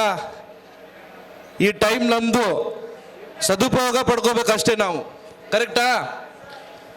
ಸೊ ಒಂದು ಜಾಸ್ತಿ ಟೈಮ್ ತಗೊಳ್ಳಲ್ಲ, ಒಂದು 10 to 15 ಮಿನಿಟ್ಸ್ ಅಷ್ಟೇ. ಹಾಂ, ಸ್ವಲ್ಪ ಮುಂದೆ ಬನ್ನಿ ಸರ್. ನಿಮಿಷ ಅವರಿಗೆ ಸ್ವಲ್ಪ ಮೋಟಿವೇಟ್ ಮಾಡಿ. ಎಲ್ಲರೂ ಮುಂದೆ ಬರ್ತಾ ಇಲ್ಲ ನೋಡಿ. ಮತ್ತು ನೆಕ್ಸ್ಟ್ ನಮ್ಮ ಡೈಲಿ ಇನ್ಕಮು ಆಗಬೇಕು. ಸೊ ಅದ್ರ ಬಗ್ಗೆ ಫೋಕಸ್. ಇಷ್ಟು ನೋಡಿ, ಇಷ್ಟು ಜನ ಬಂದರು, ಮಾತಾಡಿದ್ರು, ಹೋದರು, ನಾವು ಕೇಳಿಸ್ಕೊಂಡಿಲ್ವೋ ನಮಗೇನು ಗೊತ್ತಿಲ್ಲ. ಸೊ ಈ 15 ಮಿನಿಟ್ಸು ನಾವು ಯಾವ್ಯಾವ ಸ್ಕೀಮ್ಗಳಿದ್ದಾವೆ, ಯಾವ ಥರ ಅದರಿಂದ ಅರ್ನ್ ಮಾಡ್ಬೋದು, ಈ 15 ಮಿನಿಟ್ಸಲ್ಲಿ ಕಲಿಬೋದು. ನೀವು ಸುಮ್ಮನಿದ್ರೆ ಓಕೆನಾ? ರೆಡಿ ಇದ್ದೀರಾ ಎಲ್ಲರೂ? ಯಾರ್ಯಾರಿಗೆ ಹಸುವಾಗಿದೆ ಇವಾಗ? ಆಗಿಲ್ವಾ ಇನ್ನೂ? Okay fine sir. करेक्ट से दिख नहीं रहा सर वो. ओके फाइन, मैं एडजस्ट कर लेता. Okay fine. So first sir ಇಲ್ಲಿ ನೆವರ್ ಲೂಸ್ ಅ ಕಸ್ಟಮರ್, ಆಮೇಲೆ ನೆವರ್ ಫಾರ್ಗೆಟ್ ರೂಲ್ ನಂಬರ್ 1. ಅರ್ಥ ಆಯ್ತಾ ಏನಾದರೂ? ಈಗ ನಮ್ಮ ಬಳಿ ಕಸ್ಟಮರ್ ಬರ್ತಾರೆ, ನಾನು ಕಾಮನ್ ಮಾತಾಡ್ತೀನಿ. ಈಗ ನಮ್ಮ ಬಳಿ ಕಸ್ಟಮರ್ ಬರ್ತಾರೆ, ನಾವೇನು ಮಾಡ್ತೀವಿ, ಕೆಲವೊಂದು ಸರ್ವಿಸ್ ನಮ್ಮ ಬ್ಯುಸಿ ಇದ್ದಾಗ ನಾವೇನು ಮಾಡ್ತೀವಿ, ಆಗಲ್ಲ ನಾಳೆ ಬನ್ನಿ ಅಂತೀವಿ, ಹೌದಾ? ಆದರೆ ಒಬ್ಬ ಪೀನಟ್ ಮಾರುವವನು ಏನೆಲ್ಲ ಹಾಕಿದ್ದಾನೆ ನೋಡಿ, ಪೀನಟ್ ಮಾಡ್ತಿದ್ದಾನೆ ಬರೀ ಅವ. ನೆವರ್ ಲೂಸ್ ಅ ಕಸ್ಟಮರ್ನ ಬಿಡಬೇಡ್ರಿ. 1ನೇ ರೂಲ್ ಏನಿದೆ, ಮರಿಬೇಡ್ರಿ. ಇದು ಫಸ್ಟ್ ನಾವೆಲ್ಲ ಮಾಡಬೇಕಾದದ್ದು. ನಾವು ಕಸ್ಟಮರ್ನ ಹೋಗಿ ಅಂತ ಹೇಳೇಬಾರ್ದು. ಇದೊಂದು ತಿಳ್ಕೊಳ್ಳಿ ಸರ್. 5 ನಿಮಿಷ ಕೂತ್ಕೊಳ್ಳಿ ಸರ್, ಮಾಡ್ತೀನಿ ಆ ಥರನೇ ಹೇಳಿ ಅಲ್ಲೇ ಕೂಡಿಸ್ಬೇಕು. ಅವ್ರಿಗೆ ಸ್ವಲ್ಪ ಮಾತಾಡ್ತಾ ಇರಬೇಕು. ಒಬ್ಬ ಪೀನಟ್ ಮಾರುವವನು ಅದರಲ್ಲಿ ವಿಟಾಮಿನ್ಗಳು ಏನೇನಿದೆ ಅದನ್ನು ಹಾಕಿದ್ದಾನೆ ನೋಡಿ. ಏನೇನಿದೆ ವಿಟಾಮಿನ್, ಅದರಲ್ಲಿ ವಿಟಾಮಿನ್ ಇ, ಬಿ ಎಲ್ಲ ಹಾಕಿದ್ದಾನೆ ಅದರಲ್ಲಿ. ಆದರೆ ನಾವು ನಮ್ಮ ಸರ್ವಿಸೇ ಕರೆಕ್ಟಾಗಿ ಹಾಕಿರ್ತೀವ ಕರೆಕ್ಟಾಗಿ ಹೇಳಿ. ಇವಾಗ ಈ ತೋರಿಸ್ತಾ ಇದ್ರು, ದಯಾನಂದ್ ಸರ್ ತೋರಿಸ್ತಾ ಇದ್ರೆ ನಾವು ಮೇ ಬಿ ಅದು ಚಾಟ್ ಅಲ್ಲ ಸರ್, ಆ ಚಾಟಲ್ಲಿ ಎಲ್ಲ ಡೀಟೇಲ್ ಇದೆ. ಸೊ ಫಸ್ಟ್ ನಾವೇನು ಮಾಡಬೇಕು, ಆ ಚಾಟ್ನ ಹಾಕ್ಕೋಬೇಕು. ಅರ್ಥ ಆಯ್ತಾ? ಚಾಟ್ನ ಹಾಕ್ಕೊಳ್ತೀರಾ ಎಲ್ಲರೂ? ದಯವಿಟ್ಟು ಚಾಟ್ನ ಹಾಕ್ಕೊಳ್ಳಿ ಎಲ್ಲರೂ first. Okay next sir. So ನಾವು ಗ್ರಾಹಕರನ್ನ ಕರೆಕ್ಟಾಗಿ ಕಾಣ್ತಾ ಇಲ್ಲ ಅಲ್ಲಿ. ನಾವು ಗ್ರಾಹಕರನ್ನ ಸ್ವಲ್ಪ ಪೊಲೈಟಾಗಿ ಮಾತಾಡಬೇಕು. This the second rule. ಪೊಲೈಟಾಗಿ ಮಾತಾಡಬೇಕು. ಸ್ವಲ್ಪ ಜೋರಾಗಿ ಮಾತಾಡಿದ್ರು ಕಸ್ಟಮರ್ ಬೇಜಾರಾಗ್ತಾನೆ. ರೆಸ್ಪೆಕ್ಟ್ ಕೊಡಬೇಕು ಅವ್ರಿಗೆ. ಅವರ ಹೆಸರಿಂದ ಮಿಸ್ಟರ್ ಹಚ್ಚಿ ಮಾತಾಡಬಹುದು, ಅಥವಾ ನೀವು ಊರಲ್ಲಿ ಇರ್ಬೋದು ಮಾಮ ಕಾಕ ಅಂತ ಇರ್ತೀವಿ, ಹೌದಾ? ಮಾಮವರೇ ಬರ್ರಿ, ಕಾಕವರೇ ಬರ್ರಿ ಅಂತ. ಸೊ ಸೇಮ್ ಟ್ಯೂನ್ನ ಪೊಲೈಟಾಗಿ ಯೂಸ್ ಮಾಡಬಹುದು. ಸೊ ಇದೊಂದು ಭಾಳ ಒಳ್ಳೇದು ನೋಡ್ರಿ. ಸ್ಕ್ರೀನ್ ನೋಡ್ರಿ ಎಲ್ಲರೂ. ಚೇತನ್ ಸರ್ ಎಲ್ಲಿ ಕಾಣ್ತಾ ಇಲ್ಲ? ಚೇತನ್ ಸರ್ ಸ್ಕ್ರೀನ್ ಕಾಣ್ತಿದ್ಯಾ? Your most unhappy customers are your greatest source of learning. ಆದರೆ ನಿಮ್ಮ ಅನ್ಹ್ಯಾಪಿ ಕಸ್ಟಮರ್ಸ್ ಯಾರಿದ್ದಾರೆ ಅವರೇ ನಿಮ್ಮ ಗ್ರೇಟೆಸ್ಟ್ ಸೋರ್ಸ್ ಆಗಬಹುದು. ಅದನ್ನು ನೀವು ಡಿಸೈಡ್ ಮಾಡಬೇಕು ಯಾವ ಥರ ಅವರನ್ನು ನೀವು ಕರಿತರಬಹುದು ಅಂತ. ಓಕೆ, ಒಂದು ಸರ್ತಿ ಬ್ಯಾಡ್ ಹೇಳೋಕೆ ಸ್ಟಾರ್ಟ್ ಮಾಡಿದ್ರೆ 10 ಜನಕ್ಕೆ ಹೇಳ್ಕೊತ ಬರ್ತಾನೆ. ಇದು ನನ್ನ ಜೊತೆನೂ ಆಗಿದೆ. ನಾನು ಒಬ್ಬರಿಗೆ ಬರ್ತಿದ್ರು, ಸೊ ಸರ್ ನಾಳೆ ಮಾಡೋಣ ಅಂತಿದೆ, ಮತ್ತೆ ಶಾಪ್ ಕ್ಲೋಸು, ಮತ್ತೆ ನಾಳೆ ಬಾ ಅಂತಿದೆ. ಪೂರಾ ಫೆಡಪ್ ಆಗಿಬಿಟ್ಟ. ಯಾವಾಗ ನೋಡಿದ್ರು ಶಾಪ್ ಕ್ಲೋಸ್ ಇರ್ತದಲ್ರಿ ನಿಮ್ಮದು ಅಂದ ನನಗೆ. ನಾನೇನು ಮಾಡಿದೆ, ಓ ಸರಿ ಸರ್ ನಾನೇನು ಮಾಡಿದೆ, ಆಮೇಲೆ ಪ್ಲ್ಯಾನ್ ಮಾಡಿದೆ. ಯಾವುದೋ ಹೊಸ ಸರ್ವಿಸ್ ಬಂದಿತ್ತು. ಇದು ಯಾವ್ದು ಬಂದಿತ್ತು ಆವಾಗ, ಹಾಂ ಯಾವುದೋ ಹೊಸ ಸರ್ವಿಸ್ ಬಂದಿತ್ತು ಸರ್. ನಾನೇನು ಮಾಡಿದೆ, ಅವ್ರ ಮನೆಗೆ ಹೋದೆ, ಡೈರೆಕ್ಟು ಸೀದಾ ಅವ್ರ ಮನೆಗೆ ಹೋದೆ. ಅಲ್ಲಿ ಫ್ಯಾಕ್ಟ್ರಿ ಇದೆ, ಸಿಮೆಂಟ್ ಫ್ಯಾಕ್ಟ್ರಿ ನಮ್ಮೂರಲ್ಲಿ. ಅವ್ರ ಮನೆಗೆ ಹೋಗಿ ಈ ಸರ್ವಿಸ್ ಇದೆ ನೋಡಿ ಸರ್, ಭಾರಿ ಇದೆ, ನಿಮಗೋಸ್ಕರ ಫ್ರೀಯಾಗಿ ಮಾಡಿಕೊಡ್ತೀನಿ ಸರ್ ಅಂತ ಅಲ್ಲೇ ಮಾಡಿ, ಅಲ್ಲೇ ನೆಕ್ಸ್ಟ್ ಡೇ ಪ್ರಿಂಟ್ ಕೊಟ್ಟು ಬಂದೆ. ಖುಷಿಯಾಗ್ಬಿಟ್ಟ ಅಪ್ಪ, ನನ್ನ ಮೇಲಾದರೆ ಫಿದಾ ಅವನು. ನಿಜ, ಇವಾಗ ಏನಂದ್ರೂ ನನಗೆ ಫೋನ್ ಮಾಡ್ತಾನೆ. ಓಕೆ, ಸೊ ಅದನ್ನು ಸೋರ್ಸ್ ಆಗಿ ಮಾಡ್ಕೋಬೋದು. Next, happy customer. Happy customer always ಹ್ಯಾಪಿಯಾಗಿರ್ತಾರೆ. ನೀವು ಏನು ಹೇಳಿ ಅದಕ್ಕೆ ಒಪ್ಕೋತಾರೆ. ಕರೆಕ್ಟಾ? ಕೆಲವೊಂದು ಹ್ಯಾಪಿ ಕಸ್ಟಮರ್ ನಮ್ಮ ಹತ್ರ ಇದ್ದಾರಲ್ಲ, ನಾವು ಏನು ಹೇಳಿದ್ರು ಒಪ್ತಾರೆ ಅವರು. ನಾವು ಬ್ಯಾಡ್ ಹೇಳಿದ್ರು ಒಪ್ತಾರೆ. ಸರ್ ಇದು ಮಾಡಿಸ್ಕೊರಿ ಅಂದರೂ ಮಾಡಿಸ್ಕೋತಾರೆ. ನಾವು ಹೆಲ್ತ್ ಇನ್ಶೂರೆನ್ಸ್ ಇದೆ ಮಾಡಿ ಅಂದರೂ ಮಾಡ್ತಾರೆ. ಒಂದು ಬ್ಯಾಡ್ ಹೇಳ್ತೀನಿ ನ್ಯೂಸ್. ಒಬ್ಬರು ನನ್ನ ಕಸ್ಟಮರು ಹೆಲ್ತ್ ಇನ್ಶೂರೆನ್ಸ್ ಮಾಡ್ದ, ಅಯ್ಯಪ್ಪ 3 ದಿನಕ್ಕೆ ಪಾಪ ಹೋದ. ಸುಳ್ಳಲ್ಲ, ಬೇಜಾರಾಗೋಯ್ತು ನನಗೆ. 3 ದಿನ ಸರ್, 15,000 ಕಟ್ಟಿದ್ದಾನೆ. ಆಮೇಲೆ ಯೋಚನೆ, ಇಲ್ಲ ಆ ಥರ ಅಲ್ಲ. ಆಮೇಲೆ ಯೋಚನೆ ಮಾಡಿದೆ ಸರ್, ನಿಜವಾಗ್ಲೂ ಸರ್ ಪಾಪ ಬೇಜಾರಾಗೋಯ್ತು. Okay, next. So first of all sir, ನಾವು ಈಗ ಅಮೆಜಾನ್, ಫ್ಲಿಪ್ಕಾರ್ಟ್ ಎಲ್ಲ ನೋಡ್ತೀವಲ್ಲ, ಎಲ್ಲ ನಮಗೆ ಫೀಡ್ಬ್ಯಾಕ್ ಕೇಳ್ತಾರೆ. ಹೌದಾ? ನಮ್ಮಲ್ಲೇ ಯಾರೋ ಒಬ್ಬರು ಇದ್ದಾರೆ, USB ಅಂತ. ಅವ್ರ ಹೆಸರು ಸರ್, ರಾಜಸಾಬ್ ಸರ್ ಅವ್ರ ಹೆಸರೇನ್ರಿ? ಉಮಾಶಂಕರ್ ಸರ್. ಗ್ರೂಪಲ್ಲಿ ನೀವು ನೋಡ್ರಿ, ಬರ್ರೇ ಆ ಪ್ರಾಡಕ್ಟು ಈ ಪ್ರಾಡಕ್ಟು ಆಗ್ತಾ ಇರ್ತಾನೆ ಅಪ್ಪ. ಸೊ ಏನಪ್ಪ ಅಂದರೆ ಅವರಿಗೆ ಅಫಿಲೇಟೆಡ್ ಮಾರ್ಕೆಟಿಂಗ್ ಗೊತ್ತು, ನಿಮ್ಗೆ ಯಾರಿಗೆ ಗೊತ್ತಿಲ್ಲ ಇನ್ನೂ. ಅದೊಂದು ಪಾರ್ಟ್ ಟೈಮ್ ಗೊತ್ತಾ? ನಿಮ್ಮ CSC ಜೊತೆಗೆ ಅವರು CSCನೇ ತಾನೆ, ಅವರು CSC ವರ್ಕ್ ಮಾಡ್ತಿದ್ದಾರೆ, ಅದರ ಜೊತೆಗೆ ಮೈಂಡ್ ಯೂಸ್ ಮಾಡ್ತಿದ್ದಾರೆ. ನಾವು ಯೂಸ್ ಮಾಡ್ತಿಲ್ಲ, ನಮಗೆ ಗೊತ್ತಿಲ್ಲ. ನಮ್ಗೆ ಯಾಕೆ ಬೇಕು? ಮಾಡ್ಕೊಳ್ಳೋರು ಮಾಡ್ಕೊಳ್ತಾರೆ ಬಿಡ್ರಿ ಅಂತೀವಿ ನಾವು. ಹೌದಾ? ನಾವು ಮೋಸ್ಟ್ ಆಫ್ ಹಂಗೆ ಇದ್ದೀವಿ, ಸುಳ್ಳಾಕ ಅನ್ನೋದು. ಅದನ್ನು ಮಾಡೋಣ ಅಂದ್ರೂ ನಾಳೆ ಮಾಡಿದ್ರೆ ಆಯ್ತಪ್ಪ ಅಂತೀವಿ. ಆ ಥರ ಫೀಲಿಂಗ್ ನಮ್ಮ ಹತ್ರ ಇದೆ. ಯಾಕಂದರೆ ನನ್ನದೇ ಎಕ್ಸಾಂಪಲ್ ನಾನು ಹೇಳ್ತಾ ಇದ್ದೀನಿ. ಸೊ ಅಫಿಲೇಟೆಡ್ ಮಾರ್ಕೆಟಿಂಗು ಇವತ್ತು ಅವ್ರು ವೀರೇಶ್ ಸರ್ ಬಂದಿದ್ರು ಗೊತ್ತಾ? ಫಸ್ಟ್ ಅವ್ರಿಗೆ ಹಿಡ್ಕೊಂಡ್ಬಿಟ್ರೆ ನಾವು ಸೆಕೆಂಡ್ ಇನ್ಕಮ್ ಜನ್ರೇಟ್ ಮಾಡ್ಬೋದು. ಹೇಳ್ತಾ ಇದ್ದೀನಿ ಕೇಳ್ಕೊಳ್ಳಿ. 50% ಡಿಸ್ಕೌಂಟ್ ಕೊಡೋಕೆ ರೆಡಿ ಇದ್ದಾರೆ ಅವರು. ಸೆಕೆಂಡ್ ಇನ್ಕಮ್ ಜನ್ರೇಟ್ ಮಾಡ್ಬೋದು. ಅವ್ರಿಗೆ ಬರೀ ಅಫಿಲೇಟೆಡ್ ಮಾರ್ಕೆಟಿಂಗ್ ಮತ್ತು ನಮ್ಮದೇ ಪ್ರಾಡಕ್ಟು. ಈಗ ಹೆಲ್ತ್ ಇನ್ಶೂರೆನ್ಸ್ ನಮ್ಮ ಹತ್ರ ಇದೆ. ಹೌದಾ? ಹೆಲ್ತ್ ಇನ್ಶೂರೆನ್ಸ್ ನಮ್ಮ ಹತ್ರ ಇದೆ, CSCಯಲ್ಲಿದೆ. ಅದನ್ನೇ ನಾವು ಫೇಸ್ಬುಕ್ಕಲ್ಲಿ ಸ್ಮಾಲ್ ವಿಡಿಯೋ ಮಾಡಿ ಬಿಟ್ಟರೆ ಆಗುತ್ತಲ್ವಾ?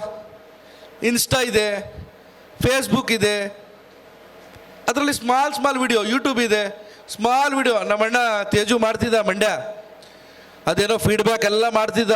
ಈಗೆಲ್ಲ ಬಿಟ್ಟವನ. ಯಾಕಪ್ಪ? ಹೇಳ್ಬೇಕು ಕಾರಣ ಏನಿದೆ? ಟೈಮ್ ಇಲ್ವಾ? ಟೈಮ್ ಇಲ್ಲ. ಕಾಲೇಜ್ಗೆ ಹೋಗ್ತಾ ಇದೆಯೇನು? ಹೌದಾ? ಸರಿ, ಓಕೆ, ಫೈನ್. ಸ್ವಲ್ಪ ಟ್ರೈನ್ ಅಪ್ ಮಾಡು, ಸ್ಮಾಲ್ ವಿಡಿಯೋ ಮಾಡೋದು. ವೀರೇಶ್ ಸರ್ಗೆ ಎಲ್ಲರೂ ಇಟ್ಕೊಳ್ಳೋಣ, ಸ್ವಲ್ಪ ಕಮ್ಮಿ ಬಜೆಟಲ್ಲಿ ಎಲ್ಲರೂ ಕಲಿಯೋಣ. ಓಕೆನಾ? ನೆಕ್ಸ್ಟ್. ಸೊ ಫಸ್ಟ್ ರಿಕ್ವೈರ್ಮೆಂಟ್ ಏನಿದೆ? ಬೋರ್ ಆಗ್ತಾ ಇದೆಯಾ? ಇಲ್ವಲ್ಲ? ಈಗ ನಾರ್ಮಲ್ ಆಗಿ ನಾವು ಕಸ್ಟಮರ್ಗೆ ಏನು ಕೊಡಬೇಕು? ನಮ್ಮಿಂದ ಒಂದು ಸರ್ವಿಸ್ ಕೊಡ್ಬೇಕು ಅಷ್ಟೇ ತಾನೇ. ಸರ್ವಿಸ್ ಯಾವ ಥರ ಇರಬೇಕು? ಕ್ವಾಲಿಟಿ ಇರಬೇಕು. ಹೌದಾ? ಅದಕ್ಕೆ ಕಾಸ್ಟು ಸ್ವಲ್ಪ ಕಮ್ಮಿಯಿಂದ ಇರಬೇಕು. ಯಾಕೆ ಗೊತ್ತಾ?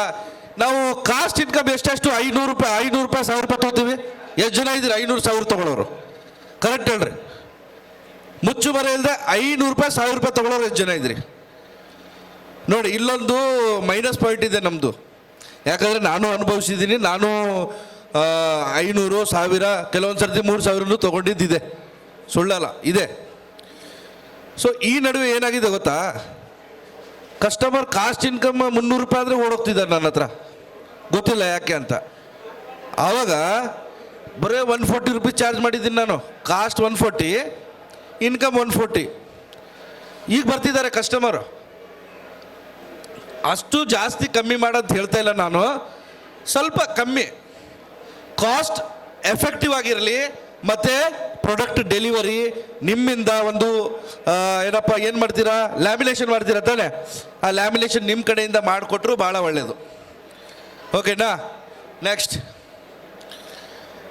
ಓಕೆ, ಗ್ರಾಹಕರ ನಿರೀಕ್ಷೆಗಳು.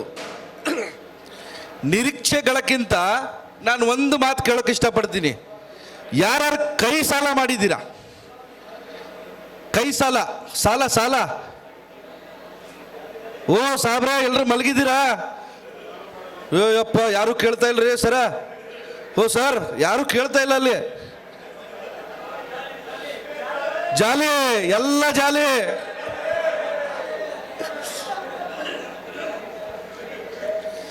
ಒಂದು 15 ನಿಮಿಷ ನಿಮಗೋಸ್ಕರನೇ ಇದು ಟ್ರೈನಿಂಗ್ ಇರೋದು. ಪ್ಲೀಸ್ ಏನಾದರೂ ಕಲ್ತ್ಕೊಂಡು ಹೋಗ್ರಿ ಅನ್ನೋದಷ್ಟೇ. ಸೊ ಎಲ್ಲರ ಹತ್ರ NPS ಇದೆಯಾ? NPS ನ್ಯಾಷನಲ್ ಪೆನ್ಷನ್ ಸ್ಕೀಮ್ ಎಲ್ಲರ ಹತ್ರ ಇದೆಯಾ? ಸರ್ ಮಾಡಿಸಿದ್ದೀರಾ? ಮೇಡಮ್ ನಿಮ್ದಿದೆಯಾ ನ್ಯಾಷನಲ್ ಪೆನ್ಷನ್ ಸ್ಕೀಮು? ಇಲ್ಲ, ಗೊತ್ತೇ ಇಲ್ಲ ಮೇಡಮ್ಗೆ. ಯಾಕೆ? ಮಹಿಳಾ ಸಮ್ಮಾನ್ ನಿಧಿ ಯೋಜನೆ ಮಾಡಿಸಿದ್ದೀರಾ ಅವ್ರ ಹತ್ರ? ಅವ್ರದ್ದು ಪೋಸ್ಟ್ ಆಫೀಸ್ದು ಹಾಂ, ಮಹಿಳಾ ಸಮ್ಮಾನ್ ಯೋಜನೆ ಮೇಡಮ್ ನಿಮ್ದಿದೆಯಾ? Next, excuse me last benchers, mobile please. Mobile ಬಿಡ್ರಿ ಮೇಡಮ್, ಕಲಿಯೋಕೆ ಬಂದಿದ್ದೀವಿ, 15 ನಿಮಿಷ ಕಲ್ತೋಗೋಣ. ನಾನು ಕೇಳಿದ್ದು ಫಸ್ಟ್ ಪ್ರಶ್ನೆ, NPS ಇದೆ ಎಲ್ಲರ ಹತ್ರ? ನ್ಯಾಷನಲ್ ಪೆನ್ಷನ್ ಸ್ಕೀಮ್, ನಿಮ್ಮ ಮಗಳದು ಸುಕನ್ಯಾ ಸಮೃದ್ಧಿ ಯೋಜನೆ ಇದೆಯಾ? ಕರೆಕ್ಟಾಗಿ ಕಟ್ತಿದ್ದೀರಾ ಅದಕ್ಕೆಲ್ಲ? ಮತ್ತೆ RD FD ಯಾರ್ದಿದೆ? RD FD ಯಾಕೆ ಬಹಳಷ್ಟು ಜನರಿಗೆ ಸರ್ಕಾರದ ಇಷ್ಟೊಂದು ಸ್ಕೀಮ್ಗಳೇ ಗೊತ್ತಿಲ್ಲ? ಪ್ರಧಾನಮಂತ್ರಿ ಜೀವನ ಜ್ಯೋತಿ ಯೋಜನಾ, ಪ್ರಧಾನಮಂತ್ರಿ ಜೀವನ ಜ್ಯೋತಿ ಯೋಜನಾ ಅಣ್ತಮ್ಮ 20 ರೂಪಾಯಿ ಇಲ್ಲೇನ್ರೋ ನಿಮ್ಮ ಹತ್ರ? ಇಲ್ಲ ಅಂತೀರಲ್ಲಪ್ಪ.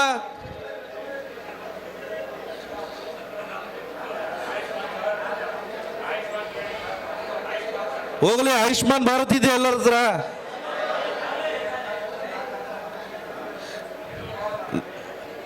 ಒಂದು ನಿಮಿಷ ಸರ್, ಪಾಪ ಈಗ ಕೇಳ್ತಿದ್ದಾರೆ ಸರ್. ನಿಮ್ಮ ಜೀವನದ ಬಹುದೊಡ್ಡ ಶತ್ರು ಯಾರು? ಕೈ ಸಾಲನ ಇಲ್ಲ ಲೋನ? ಕೈ ಸಾಲನ, ಲೋನ, ಕೈ ಸಾಲನ?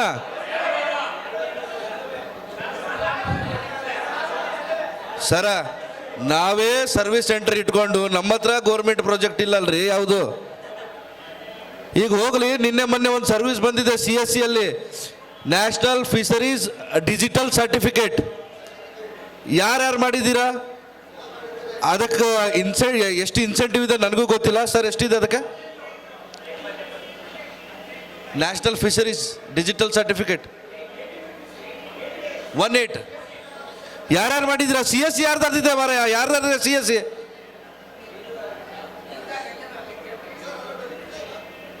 ಬೆನಿಫಿಟ್ ನಾನು ಹೇಳ್ತೀನಿ ಸರ್, ಇರಿ. ಸರ್ ನಾವು ಮನಸ್ಸು ಮಾಡಿದ್ರೆ ಎಲ್ರಿಗೂ ಮೀನುಗಾರ ಮಾಡ್ಬೋದು, ಹೌದಲ್ವಾ? ಓಕೆ. ಸೊ CSC ಅಲ್ಲಿ ಒಳ್ಳೆ ಒಳ್ಳೆ ಸರ್ವಿಸ್ ಇದೆ, ದಯವಿಟ್ಟು ಅದನ್ನು ಮಾಡಿ ಅರ್ನ್ ಮಾಡ್ಬೋದು. ಕೆಲವರು ಬರೀ 1000 ರೂಪಾಯಿ ಅಂತಾರೆ, ಕೆಲವರು 500 ರೂಪಾಯಿ ಅಂತಾರೆ, ಕೆಲವರು ಒಂದು ರೂಪಾಯಿ ಆಗಲ್ಲ ಅಂತಾರೆ. ಭಾಳಷ್ಟು ಇದ್ದಾರೆ ಮೇಡಮ್, ನಮ್ಮದ್ರಲ್ಲಿ ಇಲ್ಲೇ ಇದ್ದಾರೆ. ಕೆಲವು 1 ರೂಪಾಯಿನೂ ಆಗಲ್ಲ ಅಂತಾರೆ. ಒಂದು ಹೆಲ್ತ್ ಇನ್ಶೂರೆನ್ಸ್ ಮಾಡಿದ್ರೆ 1500 ರೂಪಾಯಿಂದ 2000 ರೂಪಾಯಿ ಸಿಗುತ್ತೆ ಬಾಸ್. ನಾನು ಶಾಪ್ 8 ದಿನ ಕ್ಲೋಸ್ ಆಗಿದೆ, ಆದರೆ ಇನ್ಕಮ್ ಬರ್ತಾನೆ ಇದೆ ನನಗೆ. ಹೇಗೆ ಬರ್ತಾ ಇದೆ ಗೊತ್ತಾ? ಅದು ಏನು ಮಾಡ್ತಾ ಇಲ್ಲ ನಾನು. ಬರೀ ನ್ಯಾಷನಲ್ ಅದು ಫಿಶರೀಸ್ ನದಿ, ಒಂದು ನಮ್ಮೂರಲ್ಲಿ ನದಿ ಇತ್ತು, ಅಲ್ಲಿ ಹೋಗಿ ಒಂದು 20 ಮಾಡಿ ಬಂದೆ.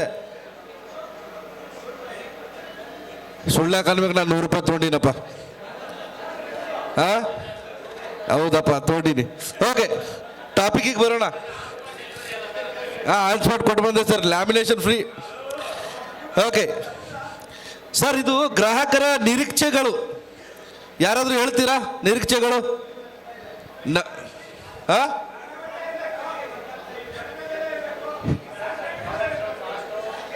ಓ ಸರ, ಒಂದು ಇದು ಕೊಡ್ರಿ, ಸ್ಪೀಕರ್ ಎಲ್ಲಿದೆ? ಮೈಕ್ ಕೊಡಿ. ಬರ್ರಿ ಶಂಕರಣ್ಣ, ಮೈಕ್ ಕೊಡ್ರಿ. ಇವಾಗ ಕೇಳ್ತಾ ಇದ್ದಾರೆ, ಇವಾಗ ನೀವು ಊಟ ಅಂತೀರಲ್ಲ. ಕೊಡ್ರಿ, ಅಲ್ಲಿ ಕೊಡಿ ಸರ್, ಕೊಡಿ ಸರ್. ಗ್ರಾಹಕರ ನಿರೀಕ್ಷೆಗಳು ಸರ್, ಈಗ ಸದ್ಯಕ್ಕೆ ಡಿಮ್ಯಾಂಡಲ್ಲಿರೋದು ಗೃಹಲಕ್ಷ್ಮಿ. ನಮ್ಮದು ರೊಕ್ಕ ಬಂದಿಲ್ರಿ ಅಪ್ಪ ಅಂತಾರೆ. ಅದೇ ಓಕೆನಾ, ನಮ್ಮದು ರೊಕ್ಕ ಬರಲಿಲ್ರಿ, ಪಕ್ಕದ ಮನೆ ಹೆಂಗ್ಸ್ಗೆ ಬಂದಿದೆ. ಓಕೆನಾ, ಅವ್ರು ದುಡ್ಡು ತಗೊಂಬಂದವ್ರೆ, ನಾವು ಅವರು ನಿಮ್ಮ ಹತ್ರನೇ ಮಾಡಿಸಿರೋದು, ಬಟ್ ಬರ್ತಾ ಇಲ್ಲ ಅಂತಾರೆ. ಅದೊಂದು.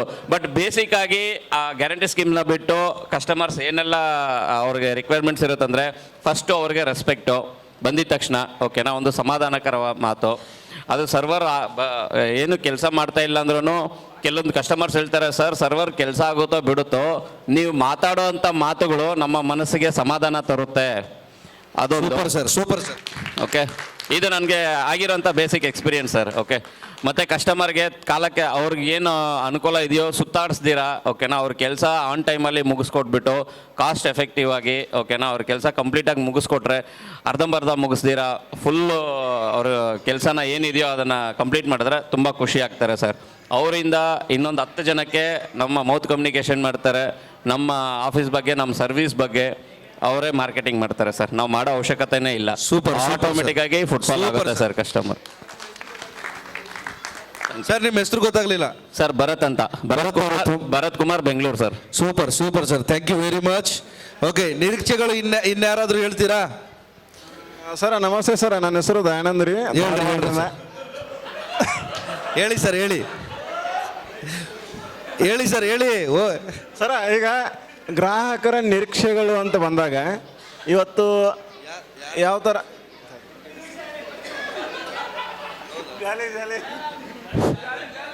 ಸರ್ ಹೇಳಿ ಸರ, ಗ್ರಾಹಕರ ನಿರೀಕ್ಷೆಗಳು ಯಾವ ಥರ ಇವತ್ತು ಕಸ್ಟಮರ್ ಎಕ್ಸ್ಪೆಕ್ಟೇಷನ್ ಮಾಡ್ತಾ ಇದ್ದಾರೆ ಸರ್ವಿಸಸ್ಗಳನ್ನ ಅಂತಂದರೆ, ಇವತ್ತು ಗ್ರಾಹಕರು ಹೇಳ್ತಾರೆ, ಸರ್ ನಾವು ನಿಮ್ಗೆ ವಾಟ್ಸಪ್ಪಿಗೆ ಬಿಡ್ತಿದ್ದೇವೆ ರೀ, ವಾಟ್ಸಪ್ಪಲ್ಲಿ ಬಿಟ್ಟಿರೋ ಕೆಲಸವನ್ನು ಮಾಡಿಕೊಡ್ರಿ. ಇದು ಗ್ರಾಹಕರ ನಿರೀಕ್ಷೆ ಒಂದು. ಓಕೆ, ನೀವೆಲ್ಲ ಅಬ್ಸರ್ವ್ ಮಾಡಿರಿ. ಕಸ್ಟಮರ್ಸ್ಗೆ ಇವತ್ತು ಯಾವುದೇ ಕಚೇರಿಗೆ ಹೋಗೋದು ಬರೋದು ಬಹಳ ಕಷ್ಟ ಆಗ್ತಾ ಇದೆ. ಕಸ್ಟಮರ್ಗೆ ಒಂದು ದೊಡ್ಡ ಆಸೆ ಇರ್ಬೋದು, ಒಂದು ಮೋಸ್ಟ್ಲಿ ಕೊನೆ ಆಸೆನೂ ಇರ್ಬೋದು ಅಂತ ಅನ್ಕೊಳ್ತೀನಿ ಒಂದು ಸಾರಿ. ಇಷ್ಟು ತಲೆ ತಿಂತಾರೆ ಅಂತಂದ್ರೆ ಸರ, ನಮ್ಮ ಕೆಲಸ ಅವ್ರದ್ದು ಲೈನ್ ಕಟ್ ಆಗೋಕ್ಕಿಂತ ಮುಂಚೆನೇ ಕೆಲಸ ಮಾಡಿಕೊಡ್ಬೇಕು. ಇದು ಗ್ರಾಹಕರ ಒಂದು ನಿರೀಕ್ಷೆ. ಓಕೆ, ಒಂದನೇದ್ದು. ಓಕೆ, ನೆಕ್ಸ್ಟ್ ಇನ್ನೊಂದು ಸರ, ಗ್ರಾಹಕರಿಗೆ ಎರಡನೇದು ಇನ್ನೊಂದು ಅವಕಾಶ ಐತಿ. ಏನಂತಂದರೆ ಅತಿ ಕಡಿಮೆ ಬೆಲೆಯಲ್ಲಿ ಕೆಲಸ ಮಾಡಿಕೊಡ್ಬೇಕು. ಓಕೆ ಸರ್, ಒಂದು ನಿಮಿಷ. ಒಂದು ರೋಡ್ ಟ್ಯಾಕ್ಸ್ ನನ್ನ ಹತ್ರ ಬಂದಿತ್ತು, ನಾನು ಯಾವತ್ತೂ ಆ ಸರ್ವಿಸ್ ಮಾಡಿಲ್ಲ, ಸುಳ್ಳಲ್ಲ. ಒಂದು ಗಾಡಿ ಬಂದಿತ್ತು ನನ್ನ ಹತ್ರ, RC ಕಾಪಿ ಕಳಿಸಿದ್ರು. ನಾನು ದಯಾನಂದ್ ಸರ್ಗೆ ಫೋನ್ ಮಾಡಿದ್ದೆ ರಾತ್ರಿ. ಸರ್ ಎಷ್ಟಾಗಿತ್ತು ರೀ ಟೈಮು? ಎಲ್ರಿ ರಾತ್ರಿ 10-10:30 ಮಾಡ್ಯಾನವ. ಯಪ್ಪ ಸುಳ್ಳಲ್ಲ, ಅವ್ರು ದೋನ್ಸೆ ತಗೊಂಡ್ರು, ನಾನು 500 ರೂಪಾಯಿ ತೊಗೊಂಡಿನಿ. ಸುಳ್ಳ್ಯಾಕೆ ಅನ್ಬೇಕು?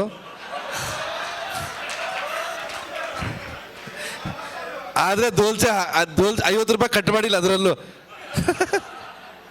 ಓಕೆ, ಸೊ ಅವ್ರಿಗೆ 150 ಹಾಕಿನಿ, ಬಾಕಿ ನಾನು ತೊಗೊಂಡಿಲ್ಲ. ಸುಳ್ಳ್ಯಾಕೆ ಅನ್ಬೇಕು? ಆದರೆ ಫೋನಲ್ಲೇ ಕೆಲಸ ಮಾಡಿಕೊಟ್ಟಲ್ಲಪ್ಪ. ಒಂದು ಕ್ಲಾಪ್ ಇರಲಿ ಅಂತ ನಮ್ಮ ನಡುವೆ ಇಂಥ ಸರ್ಗಳಿದಾರಲ್ಲ.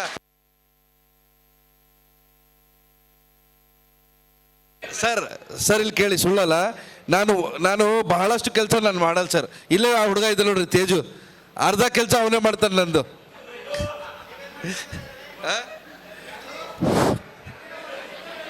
ಸರ್ ಒಂದು ನಿಮಿಷ, ನಾನು ಏನು ಮಾಡ್ತೀನಿ ಅಂತ ಹೇಳ್ಬಿಡ್ತೀನಿ ಅದನ್ನು. ಸರ್ ನಂದು ಪ್ರೊಫೆಷನ್ ಬಂದ್ಬಿಟ್ಟು ನಾನು ಒಂದು ಆನ್ಲೈನ್ ಟ್ಯೂಟರ್ ಇದ್ದೀನಿ. ಅಂದರೆ ಟೀಚಿಂಗ್ ಮಾಡ್ತೀನಿ ಆನ್ಲೈನ್ ಪ್ಲ್ಯಾಟ್ಫಾರ್ಮಲ್ಲಿ. ಕೆಲವೊಂದು ಪ್ಲ್ಯಾಟ್ಫಾರ್ಮ್ ನಮ್ಮ ಯಾವ ಥರ ಈ ಝೊಮ್ಯಾಟೊ, ಸ್ವಿಗ್ಗಿ ಇದೆಯಲ್ಲ, ಅದೇ ಥರ ಎಜುಕೇಷನ್ಗೆ ಆ್ಯಪ್ಗಳಿದ್ದಾವೆ. ಸೊ ಆ ಪ್ಲಾಟ್ಫಾರ್ಮ್ ಮೇಲೆ ನೀವು ಯಾವ ಥರ ಆರ್ಡರ್ ಮಾಡ್ತೀರಲ್ಲ ಫುಡ್ಡು, ಅದೇ ಥರ ಪೇರೆಂಟ್ಗಳು ಅವ್ರ ಮಕ್ಕಳು ಈ ಥರ ಇದ್ದಾರೆ 9th ಸ್ಟ್ಯಾಂಡರ್ಡು 10th ಸ್ಟ್ಯಾಂಡರ್ಡು ಅಂತ ಆ ಪ್ಲಾಟ್ಫಾರ್ಮಲ್ಲಿ ಹಾಕ್ತಾರೆ. ಅಲ್ಲಿಂದ ನಾವು ಅವ್ರಿಗೆ ತೊಗೊಂಡು ಅವ್ರಿಗೆ ಕಾಲ್ ಮಾಡ್ತೀವಿ, ಸರ್ ನಾವು ಇಲ್ಲಿ 9th ಸ್ಟ್ಯಾಂಡರ್ಡ್ಗೆ ಈ ಮ್ಯಾಥಮೆಟಿಕ್ಸ್ ಹೇಳ್ತೀವಿ, ಈ ಥರ ನಮ್ಮ ಚಾರ್ಜ್ ಇದೆ ಗಂಟೆಗೆ ಈ ಥರ ಅಂತ. ಸೊ ಪ್ರತಿದಿನ ನಾನು 3 ಗಂಟೆಯಿಂದ ಸುಮಾರು 6 ಗಂಟೆವರೆಗೆ ನಾನು ಕ್ಲಾಸೇ ತೊಗೊಳ್ತೀನಿ ಸರ್. ಆಮೇಲೆ ಆನ್ಲೈನು ಬಿಸ್ನೆಸ್ ನಾನು ಮಾಡ್ತೀನಿ ಸರ್. ಅದೇ ಅಲ್ಲ, ನಾನು ಆನ್ಲೈನ್ ವೀಡಿಯೋಗಳು ಸೇಲ್ ಮಾಡ್ತೀನಿ ಸರ್. ಅಂದರೆ ಒಂದು ಪ್ಲಾಟ್ಫಾರ್ಮ್ ಇದೆ, ಅದು ಹೇಳ್ಬಿಡ್ತೀನಿ ಸರ್. ನಾವು ವಿಡಿಯೋ ಮಾಡ್ತೀವಲ್ಲ, ಈಗ ನಾರ್ಮಲ್ ವಿಡಿಯೋ ಮಾಡ್ತಾರೆ ಫೇಸ್ಬುಕ್ಕಲ್ಲಿ ನಾವು ನೋಡ್ತೀವಿ, ಬರೀ ಸ್ಲೈಡ್ ಮುಂದೆ ಮಾಡ್ತೀವಿ ನಾವು, ಹೊರತಾಗಿ ನಾವು ಆಗಿ ಮಾಡಲ್ಲ, ಕರೆಕ್ಟಾ? ನಾನು ವಿಡಿಯೋಗಳು ಮಾಡಿ ಒಂದು ವೆಬ್ಸೈಟ್ ಇದ್ದಾವೆ ಸರ್, ಸೇಮ್ ಝೊಮ್ಯಾಟೊ ಸ್ವಿಗ್ಗಿ ಹೇಳಿಲ್ಲ ಅದೇ ಥರ ನಾವು. ಆಯ್ತು ಸರ್, ಕೇಳ್ತಾ ಇದ್ದಾರೆ, ನನಗೆ ಹೇಳಕ್ಕೆ ಬಿಡ್ತಾ ಇಲ್ಲಲ್ಲ ಸರ್. ನಾನು ಇಲ್ಲಿ ಕೇಳಿ, ಆರ್ಟಿಫಿಷಿಯಲ್ AI ಈಗ ಎಲ್ಲ ಆಟೋಮೆಟಿಕ್ಕಾಗಿ ಆಗ್ತಿದೆ ಕೆಲಸಗಳು. ಸೊ ದಯವಿಟ್ಟು ಅದ್ರ ಬಗ್ಗೆ ಸ್ವಲ್ಪ ಒಂದು 10 ಮಿನಿಟ್ಸು 20 ಮಿನಿಟ್ಸು AI ಕಲೀರಿ ಅಂತ ನಾನು ಹೇಳೋದು. ಬ್ರದರ್ ಸರ್, ಸರಿನಾ? ಆದರೆ ನಿಮ್ಮಲ್ಲಿ ಯಾರ್ಯಾರು ಶಾಪ್ ಇನ್ಶೂರೆನ್ಸ್ ಮಾಡ್ಕೊಂಡಿದ್ದೀರಾ ಸ್ವಲ್ಪ ಕೈ ತೆಗೀರಿ, ಕೈ ಮೇಲಕ್ಕೆತ್ತಿ. ಶಾಪ್ ಇನ್ಶೂರೆನ್ಸ್ ಮಾಡ್ಕೊಂಡಿರೋರು ಯಾಕೆ ಮಾಡ್ಕೊಂಡಿಲ್ಲ? ಉಳಿದವರು ಅದೇ ಯಾಕೆ ಮಾಡ್ಕೊಂಡಿಲ್ಲ? ನಿಮ್ಮ ಸೇಫ್ಟಿ ಮುಖ್ಯ ಅಲ್ವಾ? ಯಾಕೆಂದ್ರೆ ನಾಳೆ ಏನಾದರೂ ಒಂಚೂರು ಮಳೆ ಬಂತು, ಅವಾಗ ಗುಡುಗು ಮಿಂಚು ಬಂತು, ಏನಾದ್ರು ತೊಂದರೆ ಆದರೆ ನಮಗೆ ಅಲ್ವಾ ಅದು ಲಾಸ್ ಆಗೋದು? ಯಾಕೆ ಮಾಡ್ಕೊಂಡಿಲ್ಲ? ಅಲ್ಲಿ ನಮಗೆ ಆಗುವಂಥ ಒಂದು ಅನುಕೂಲತೆ ಅದು.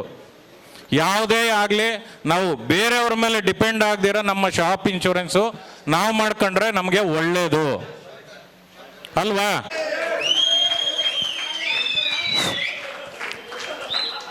ರಮೇಶ್ ರಾಥೋಡ್ ಅವರ ಟ್ರೈನಿಂಗು ಮುಂದಿನ ದಿನಗಳಲ್ಲಿ ಡೈಲಿ ತರಬೇತಿಯಲ್ಲಿ ಆನ್ಲೈನ್ ತರಬೇತಿಯನ್ನು ಕೊಡಲಿಕ್ಕಿದ್ದಾರೆ. ಖಂಡಿತ ನಿಮಗೆ ತರಬೇತಿ ಎಲ್ರಿಗೂ ಕೂಡ ಸಿಗುತ್ತೆ.